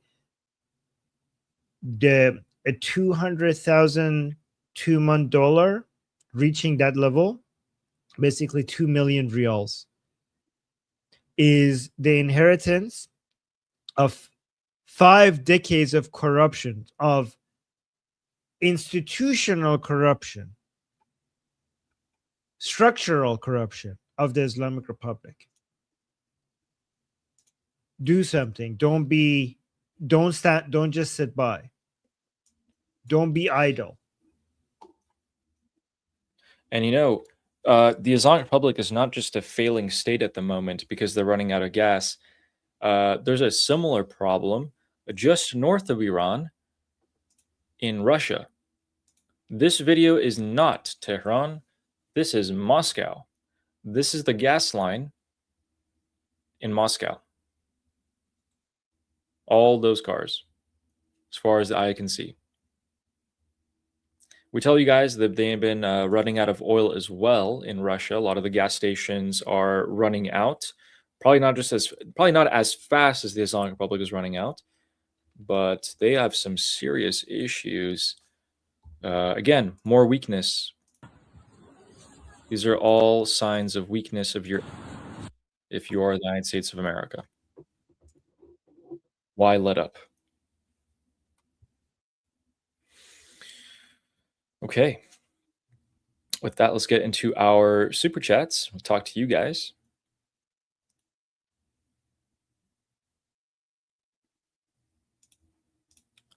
And our first one, Don Payton. Thank you for becoming a YouTube member. Welcome on board. Thank you. Welcome Thank to you our very group. much. They also comment a lot under our videos. And thank you so much. Oh, thank you. And Sayed says, thank you. Love you, Sayed. okay, Magnum, hello. How's it going? And so Sayed says, Armin should win today. Don't forget to like the stream. Make sure to subscribe also. Sorry, Armin, I can't be here. Can't be here due to busy at work. I watch all the shows offline if I can't watch live. Almost there. Confetti. Wow, that was quite a lot. Thank you, Sayed. Thank you. I love you, man. 7, this is 8. Ali. That's this 10. was a record. That was 10, and it started before the show was started, and we got to confetti at the 1 minute mark. This is a new record for our show, and it's interesting because you got to confetti at the 6 minute mark, which is already very fast. It's really fast. It's incredibly fast, but we got to it at the 1 minute mark, which is crazy. Oh man! Thank you, Sayed. guys in my chat, yeah, there we go. People are already saying it. I would never say that, but I guess some people are saying that's cheating. Yeah. I don't think that's cheating, but some people are. It's just yeah. Well, damn, guys, with 10 say super it is yes, 10 super. Yes. Guys, thank you, Sayed. That was pretty epic. Appreciate that. That is pretty awesome. Yeah. Thank you. And Fizz Endressist with a super chat saying, like and subscribe. Let's get added to 6,000 subs. How close are we actually to 6,000? Yes, let's do it. We are about 50 to 60 subs away from 6,000. Guys, subscribe to Ali. Let's get him there. 60 away. Yes. Okay, cool. Thank you so much, Fizz. Yeah, we're there. I still it's just weird to me. Look how much time has passed, guys. Remember when we used to all be young when I had 100 subs? By the way, guys, can I do an advertisement now that we did this? Guys, yeah. This is we Liberty Politics helped Ali get from 0 to 6,000 in the shortest amount of time. Okay, and this is so if you are as good as Ali, you could join Liberty Politics, our discussion group, and then if we see that you have the potential, then you could join our panel, and then start your own YouTube channel in politics. As long as you're fighting for liberty, you could join our political panel. Here, let me actually show.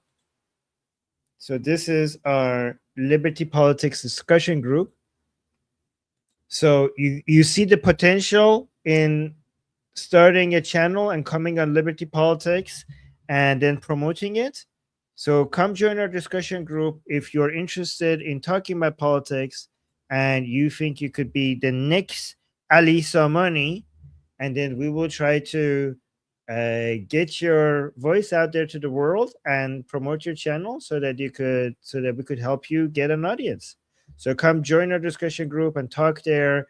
And then not only you could come to our discussion group as a way to get us to bring you on our panels to promote your channel. It's also a good place to practice speaking about politics, so that if you want to be a YouTuber and talking about politics, that's a good place to go and practice your speaking skills with other people and meet other people, find guests, find co-panelists for your own channel. And by the way, tomorrow is free, so tomorrow you could join and for free and and join our group calls. We have group calls every single day, but once every 3 days is 100% free, and everybody could join. And Ali, you have your group call tomorrow, right? Correct. Correct. Yeah, mine are pretty cool. So yes, guys, join Ali's group calls and speak more often. So don't make Ali speak all the time. Like, ask him questions or give him your opinions, okay? And his group calls are free and not recorded and not streamed, so it's private, and you could go talk to Ali over there. Again, I'll put the link of the discussion. Oh, I should give the other link. What am I doing? Guys, ignore that link. Use the link that. So here, I'll put the link again. Use this link. Okay. And the link is in the QR code at the top left as well. So. People are gonna run with what you said about where'd it go? I think Leo said it. Where'd it go? Leo, where's your comment? It was like, you could be the next. Like, here's your audition. You could be the next. Yeah. Do you want to? Welcome back to Armin Idol. Yes. New show, Armin Idol. Yes, exactly. Yes, we should name it that. Who the next Ali Samani? We should come up with a name for that. Who's gonna be the next Ali Samani? No, we shouldn't do that. That's a bad idea. We could turn it into a game show. Yes. And then people would vote. And then be like, yeah, I'm anyway. not telling. Yes. Let's do it. Yes. Guys, from 0 to 6,000. I'm just saying, from 0 to 6,000 subscribers in a short amount of time. I don't know. Your choice. True. And our next one is from Joanne with the super sticker. Thank you very much, Joanne. Always trying to get us to confetti as soon as possible. Yeah, thank you, Joanne. Joanne is also always on the Persian channel, supporting us there. Just on the Persian channel, just there. Yes, thank you. Yeah. Thank you so much, Joanne. And Shauna, who says Prince Ali. I'm reading it like the Disney. Prince Ali. Fabulous Ali. Yeah. There. Thank you, Shauna. Thank you so much, Shauna. And Carolyn, Texas, who says Armin's already up 6 super chats. Let's go. Let's go, Carolyn. This is for you, by the way, Ali. This is for you. Oh, okay. Oof. Yeah, she's supporting your chat. See, guys, see how supportive I am of people supporting Ali, but he's not supportive of people support. I'm like, yeah, let's go support Ali, but look at this. I'm a team player. I want him to win as well, but he doesn't want me to win. Look, you guys are my chat is so organic. Everyone's encouraging each other. It is not one person doesn't just come in and send 10 super chats to get. I'm so glad for you. See, he's still attacking me, even though I'm just supporting. Like, let's go, Ali's chat, was super chat, but he's still attacking me. See, I'm actually a nicer person. Guys, don't be fooled. Armin's employing the idea of be the teapot, be the cup, be the water that flows, and just bend and morph and change your ideals constantly. What? I'm confused. Okay, moving on. Bruce Lee said that once. Anyway. And Fizz Endricist with the super sticker. Thank you so much. Guys, thank you all so much for always sending super chats and super stickers. It's always really appreciated. Thank you again. Thank you. Thank you. Gracious. And Shauna, who says, gracious. Oh, Prince Ali, gracious is he. What was another one? Yes. Oh, yeah. I had that song stuck in my head for years. And now it's back. Yes. Yeah, great. Thank you so much, Shauna, for the super chat. Nail Bunny. And Nail Bunny. Nail Bunny. Whenever you see a super chat from Nail Bunny and you hear like or you see a ... you know, there's a bunch of super chats coming. I can't speak. You got this. Time for Confetti. confetti. Woo! We got it. Thank you, Nail Bunny. Thank you, Nail Let's Bunny. go. Thank you, Nail Bunny. Love you. And Black Cat, who says, good afternoon. Good afternoon. to Black you. Cat is also a major supporter of mine now. Thank you, Black Cat. Thank you so much. Wow. Yeah. Yes. Consistent Welcome. supporter. Thank you, Black Cat. And Amir, who's kept the score for us. It's 16 to 10. 16. Oh. Well, we're back to 6 days down, guys. I don't know. Okay. Can't let them run away with it, right, guys? Yeah. No. No, Sean, it's not your fault. It's just, Uh, I don't know. Maybe I'll get it out of my head soon. Did you guys actually know the best way to get a song out of your head is by listening to that song on repeat? no, it's by listening to another song. You can also do that. Yeah. That's faster. And maybe.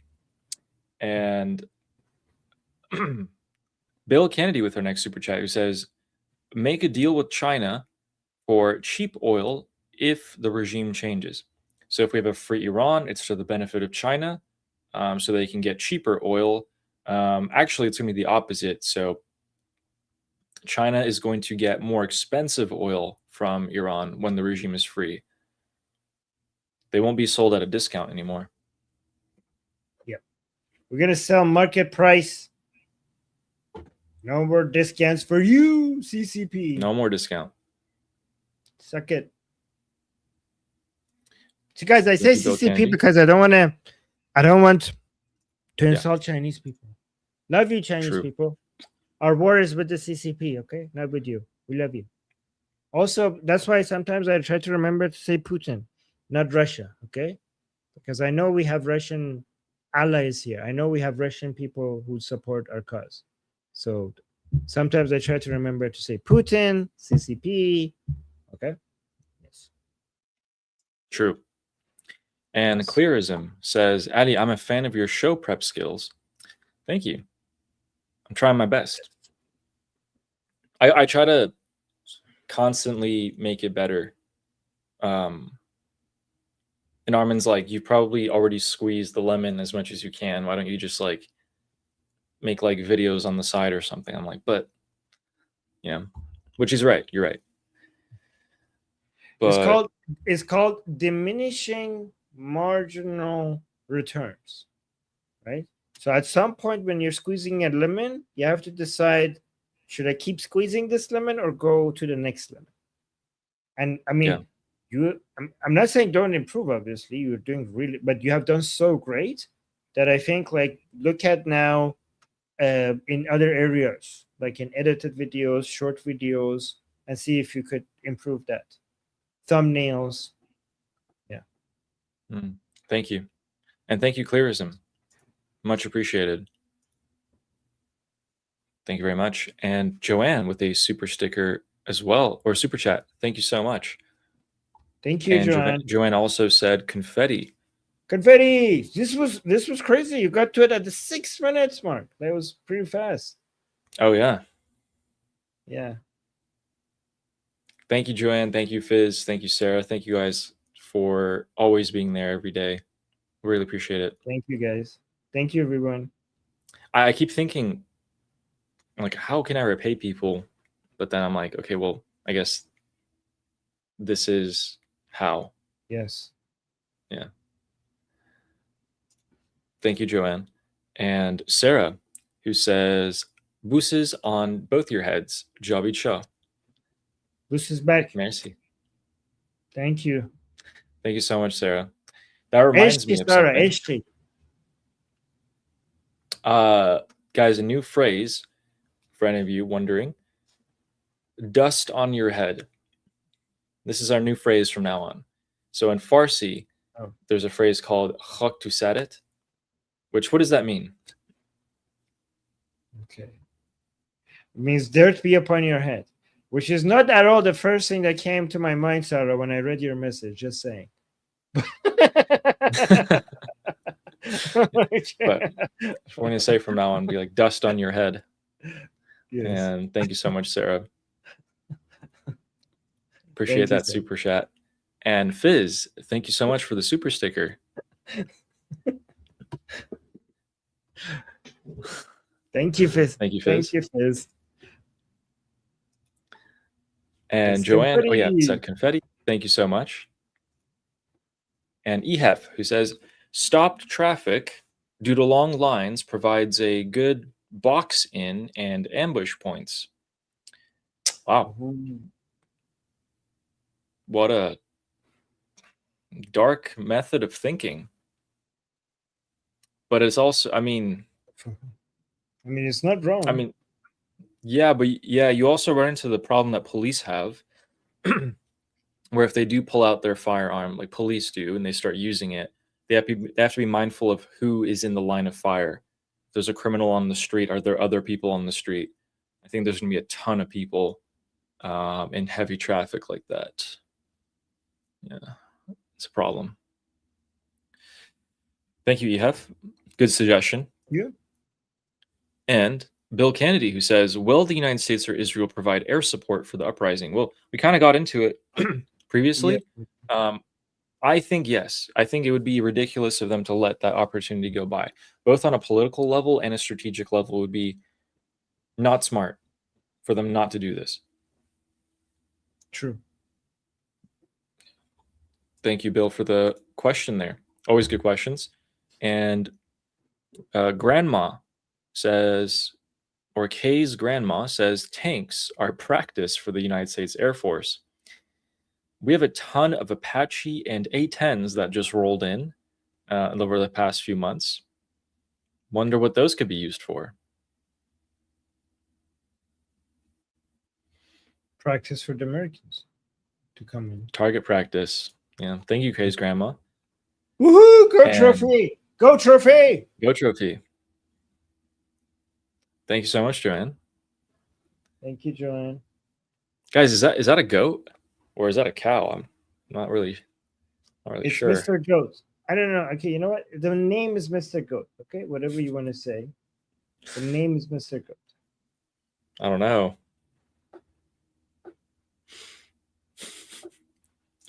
Thank you, Joanne. And Black Cat, who says, not a good idea to project what movement of U.S. military and naval assets mean. Most are just rotations. My pushback is, Black Cat, they could be a rotation, could not be. And I wasn't saying that this is what it means. I'm saying it could mean that they will use this military power because the last time they brought it, they used it. But that's an interesting point because that could be, it could also just be rotation, so we have to consider that. So yeah. Thank you, Black Cat, for the super chat, and SAR with the goat trophy as well. Goat trophy. The goat. Thank you, sir. Thank you so much, Sar, for the jewels. And last Magi with the 250 jewels. What movie is that from again? Wilson! Castaway. Castaway. Gotcha. Wilson! Thank you for the jewels. And James Moore says, I heard there was a meeting of the IDC. I heard they served fresh kotlets. I have a healthy lemon tree. That last part was a little cryptic. What is the IDC? I don't know what's the IDC. Help us, guys. Help us. James likes to always give us messages like this, and he enjoys watching us try to figure it out. Hold on, let me. You know what? I have an AI gem specifically designed for this. Why am I not even using it? Hold on, I got this. 1 second. I have a super chat decoder designed to decode cryptic messages like this. Okay. Iranian Dinner Club. Oh, wait. So the comment is using dark political satire, popular among Iranian opposition circle. Well, I know the Kotlet one. Kotlet, a slang term meme referring to eliminated IRGC officials or commanders after an airstrike, originating after Qasem Soleimani was killed in 2020. We know that already.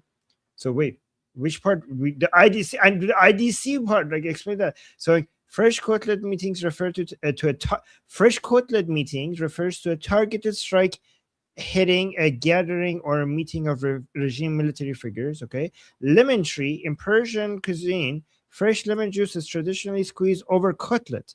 The commentator is joking that they have plenty of lemons ready to celebrate and enjoy the newly made cutlets.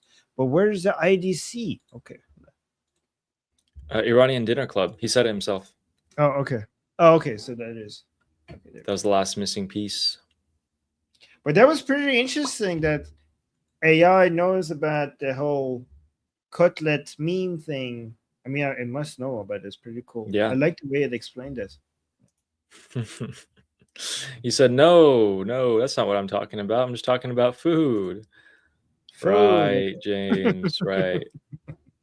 Yes. And James also says, yes, I would love to see France's Air Force and their AASM hammers. Those things drop buildings. Ooh, it sounds a little heavy. And he also said, I love the fact that people picked up on my idea. Super chat early and a lot. So it was you who are causing me the losses. You. Thank you. Thank you, James. Yes. I like the strategy, James. Great recommendation. Thank you. Yeah, it's just hard to compete. You know, Armin has more viewers and just, you know, he's been, yeah. I don't actually, you know, I'm the underdog. I'm actually achieving this with actually lower views, which is pretty impressive. Yeah. I'm the underdog now. Look at me, Ali. I'm the underdog now. I have less views than you. And thank you, James. Thank you, James.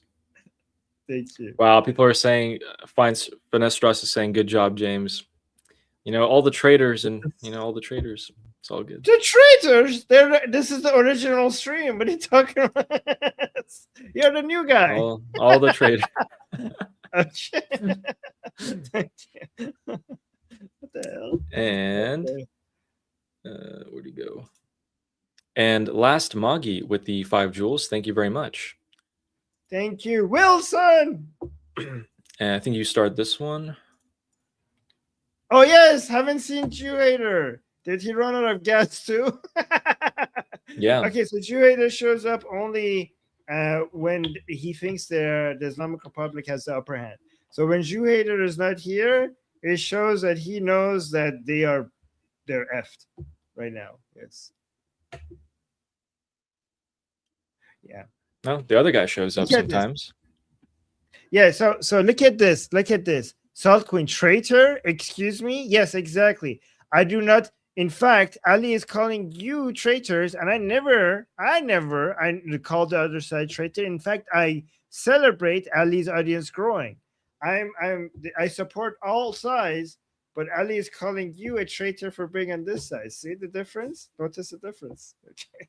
See, Armin just tries to. He doesn't really take a position. He just holds all sides, and I'm here standing up for my. Because I consider you to be pro-liberty, Ali. I don't know why don't you consider me to be pro-liberty? I support all sides. I support all sides that are pro-liberty. So there you go. I guess I look more highly and I have a more positive view on you and your chat than you have on me. which is Yeah, that was a good pushback there. I'm not gonna lie. yo. Not bad, not bad. Yes, yes. I've been doing this for 20 years. So. Armin's taking my aggression and Yes. redirecting it. Okay. It's called Tai Chi. Yeah, he's Tai Chiing me. Yes. And Vanquish with our next super chat says, "It's really hard to be as good as Ali." Well done, Ali. Thank you so much. True. Thanks, Vanquish. Appreciate that. Thank you. V for Vanquish. Is there anything that you guys? It is hard. Okay, here's the thing. It is difficult to be as good as Ali, but if you join our team, Ali is available to give you advice. True. Yes, That's true. Ali, yeah. Ali would be, if you want to be a YouTuber as part of the Liberty Politics team, Ali is available to give you advice on how you can improve your live streams. Yeah, if you want it. Yeah. Yes. Thank you so much, Vanquish. Thank you. Is there anything that you Thank guys you, want to V. see us or me do, us do? Anything else? Let us know. Oh, don't ask them. They're gonna come up with the weirdest ideas. No, as in like content wise. That's what I'm talking about. Yeah. And thank you again, Vanquish. Our next one is from Debbie Fuller saying, "Adi and Armin, can we discuss no ref after the Norwegian king is not the focus of the country?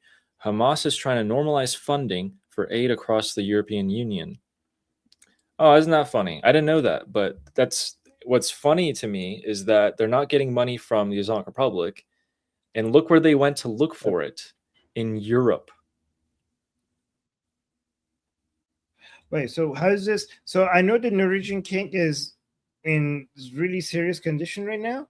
That's what we discussed this in our discussion group. How are these two related? I don't get the super chat. By the way, guys, people in Norway, I'm so sorry for what your nation is going through right now.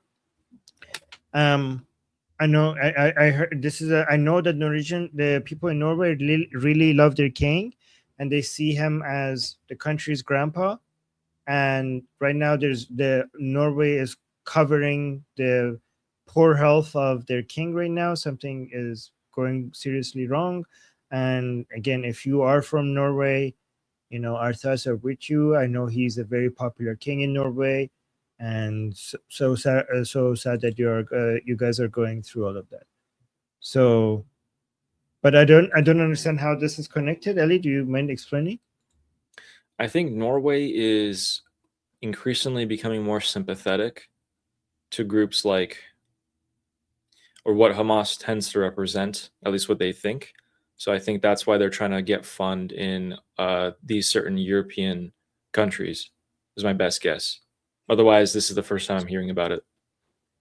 So I got the AI explainer that breaks, decodes the super chats for me. Is saying the commentator is asking the hosts to discuss the Norwegian Center for Conflict Resolution once the current news cycle regarding Norway's king dies down.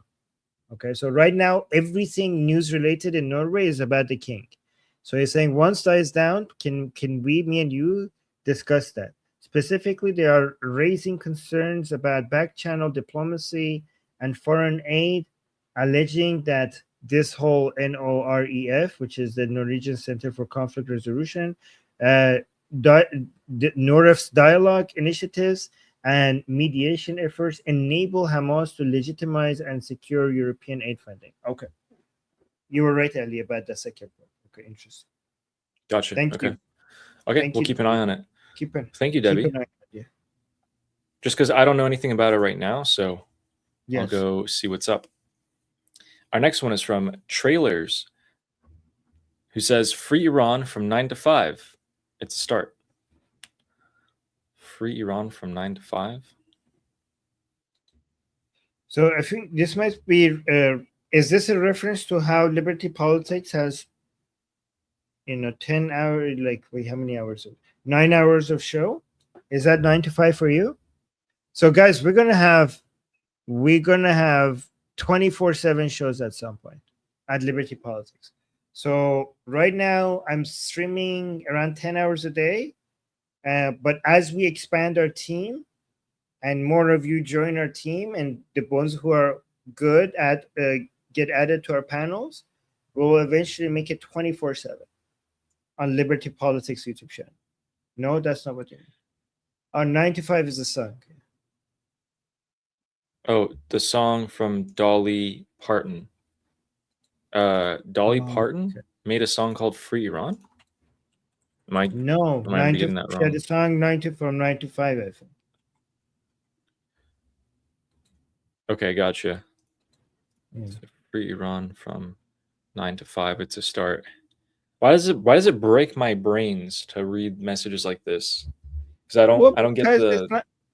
Yeah, I mean, it's not easy to understand that, so it's not your fault. Yeah, trailer. Yes. It's not easy to understand that, so it's not your fault. Okay, and trailer's response was, "I'm an alien." Okay. All right. so Thank you very much. don't trailer. blame yourself, Ali. You're talking to an alien, okay? And then Okay. Gary says, Ali, because you're 12 years old. Michelle says he's too young. All right, well. I actually think these are so funny. Ali is baby. Oh.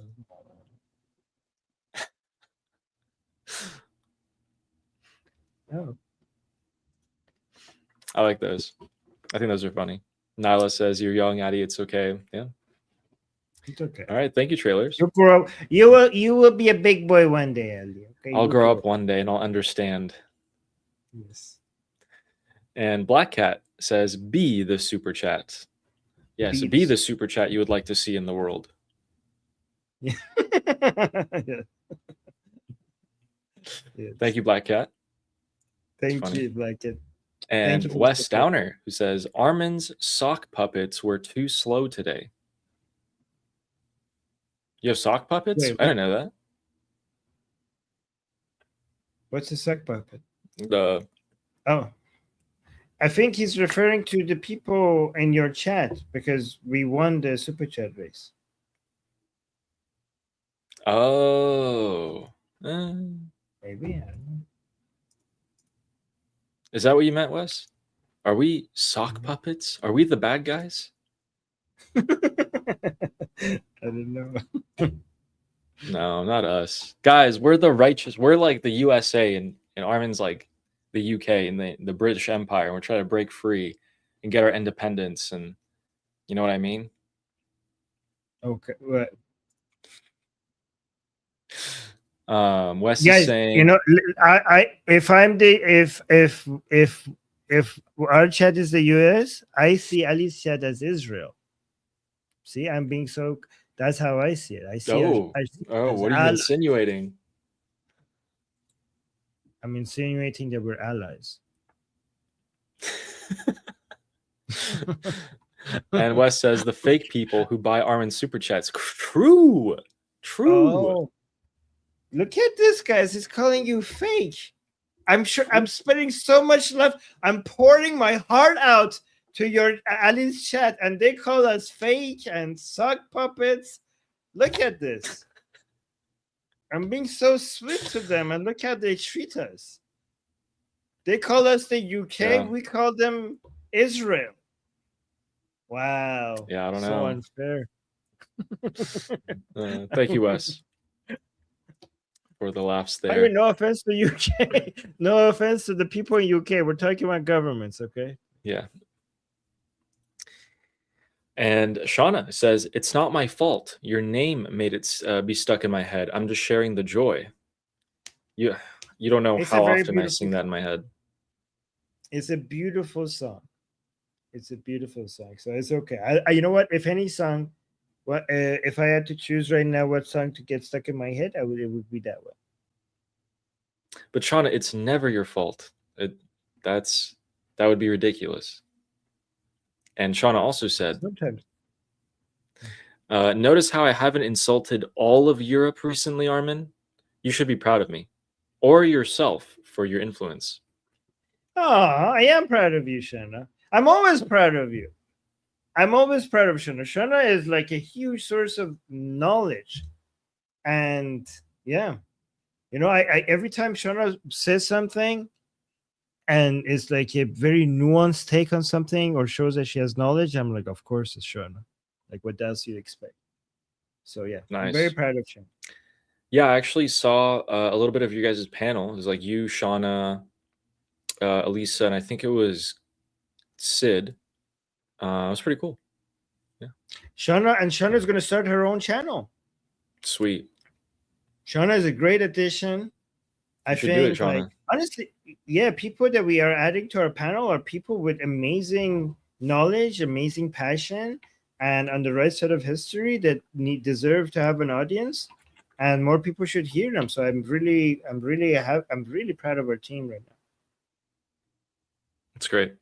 Building up liberty politics. Yes. Prince Ali. Yep. Thanks, Shauna.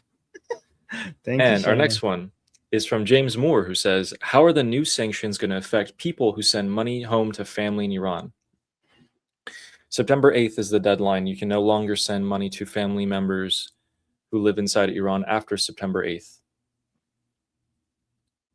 Wow. You can apply to get a special exemption if you want to do that. You could still send stable coins, can't you? I don't know. Right. I would doubt it because they're also targeting digital assets. Yeah, but to individuals, you can still send them. Hopefully. Yeah. And Thank thank you, you. James. Yeah, I think so, Question. James. I think there's a way. I think you could send cryptocurrencies to individuals. I think, but don't. You know what? Don't listen to me. Talk to a lawyer. Don't do anything that is illegal. Okay. Ignore everything I just said. Yeah. When September 8th comes, or we get more info, we'll cover that because we covered it yesterday, how September 8th is the deadline. After that, you can't send money to relatives. We'll see what ends up happening, though. And thank you for the good question, James. Our next one is from Koala Katie, who says, nothing clever to say tonight, just thank you. That was the best thing. It's the best thing you could say. That was actually clever. Actually, the most clever thing to say when you don't have anything to say is that I don't have anything clever to say. And that's a clever thing to say. And thank you, Koala Katie. Thank you so much for the support. Thank you, Katie, who is, I think, one of my first subscribers. I think in the top 10, 15. See, I remember. And Katie the has Africa been here Chica. with us for a long time. And thank you for being on our side. Thank you. The Africa Chica with the 5 jewels. Thank you so much. Thank you. Eagle. And George Hansen, who says cash flow causes cryptic characterization. Yes, because I think what this means is that the super chat, if it's small, it only gives you some limited characters to play with. So people have to be cryptic, I think. And that's why, am I getting this right? I think I understood. Yeah, there's a limit on the characters you can send. I don't know how much it is, though. If I understood the super chat correctly, then that was pretty good. Yeah, you did. I actually did not hard. understand that. Yeah. Yeah. And thank you so much, George Hansen. Good point. And Mir Schreiber says, if I buy Armin super chats, does it mean that I was accepted to the Mossad? Yes. Yes. Yes. In fact, it's the only way to get to Mossad. It's a precondition. Okay. Every time you apply for Mossad, I think it's question number 4 or 5. I'm not sure yet, but in the application form says, have you given a super chat to Armin yet? Okay. It's question number 4. Question number 4 on the application. And you will automatically get rejected if you say no. Or if you leave it empty. You guys can now apply. Yes. And thank you, Mir Schreiber. And Cristiano Ronaldo says, hello, Ali Armin. I think the liberation of Iran will be by province. I think the south of Iran will be the first to be liberated. That was my plan. This is what we have been arguing for forever. Chris, that's an Somebody listen amazing to us. plan. You should really push that plan out and get people to hear it. Yes, I agree with this. In fact, I think here's the thing, Chris. My idea was get a province liberated and don't go north towards Tehran. Go east and west. Capture all of southern Iran to cut the Islamic Republic access to oil revenue, and then go north. You know, build your base east and west before you go north. Yeah. Great idea. Yes. We fleshed that out pretty extensively, actually. Yeah. What needs to happen and how it will happen. Yes. Okay. Taha is saying exactly. I see you, Taha. All right, guys. Let me do a quick check on the news. Naila is saying, we're listening, Armin. That was your idea months and months ago. Well, thank you, Naila. Thank you for saying that. Armin has played Risk, obviously. Amy. Okay. Thank you, Amy. Amy, I didn't get to hear you today in the group discussion. I felt bad. You had to go. I read something real quick today that said that the IDF is actually claiming the pilot zones in Lebanon to be a failure. I'm going to go read up more on that. So we'll talk about it tomorrow. But that was everything from us for today. Please subscribe to both of our channels, Ali Samani and Liberty Politics. We're here every single day, and we will be here tomorrow. We got one more, or two more here. It says, Koala Katie says, I was your third member and proud of it. Yes, you were my third member, and I think in the top, 10 or 15 subscribers as well. So one of the OGs. What number was I? I think one. Okay. I think. Okay, good. I like that. I think so. And thank you, Koala Katie. And James Moore says, I am only cryptic as YouTube will not let me say what I really think. You know what censorship is when you try to send half of my super chats. Oh, damn. Oof. James, I'm actually scared of reading your actual super chat. Yeah. That's why you substitute the, yeah. Yes. I've seen some of his super chats and I realized what he's going to say. I'm like, oh my God, that's some spicy super chats right there. So imagine the ones that didn't get through, given that the ones that do get through are so spicy. Yeah, that would be describing some certain things in great detail. I think we'd promptly get kicked off of YouTube there by the end of the stream. Thank you, James, for the support. Thank you so much, It's James. interesting because YouTube is more censorial with the super chats than non-super chat comments. So some comments that would make it through if it was just a comment doesn't make it through as a super chat. So you have to be more cryptic with your super chats than your just average comments. YouTube's just weird. And we got another one from Kalbasi, which means baloney in Farsi. I thought I was Prince Ali. Love your show. Love the chemistry between the two. I think I was top 15 subscriber. Ooh. Cool. Your name is also, you also have the name. Well, welcome. And thank you. Top 15 subscribers. Yeah, it's just, I'll write down a list. It's like Koala Katie, Sarah Ocean, Liberty Politics, Amy. Yeah, I'll get them down. I tend to never forget things like that. It's really weird. Yeah, you get to be Prince Ali. You get to be Prince Ali. Everybody gets to be a Prince Ali. Thank you, Carlos. We're all Prince Ali today. Yeah. You know what? You take it. You got that. No. Passing the mental. Okay. All you right. know, Ali, that scene yeah. from Sparta, when Sparta is trying to get up and like say I'm Sparta, and then everybody gets up like I'm Sparta, and everybody gets up, you know, so like I'm Prince Ali, no, I'm Prince Ali. You know that? You know what scene I'm Yeah. talking about? Yeah. I haven't seen it now, but I imagine. Oh. Yeah. Thank you, Magnum Opus, as well. And look at this. Look at this. Guys, look at this troll. Look at this troll. I love this comment. Yes. So the Salt Queen is saying, "You take it. Ali prefers to be Imam Ali." Yes. Ew. Not Prince Ali. You be Prince Ali. This guy. It's the will be worst Imam thing Ali. ever. Good one. Good one. That hurts. That hurts. I like it. That is painful. There's that quote in Game of Thrones from Tyrion, like Peter Dinklage, and he says, you know, it doesn't matter what they say about you.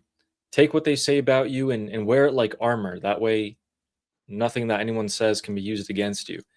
This is absolutely one of those things that I can't wear it like armor. So, yeah, this will definitely always hurt.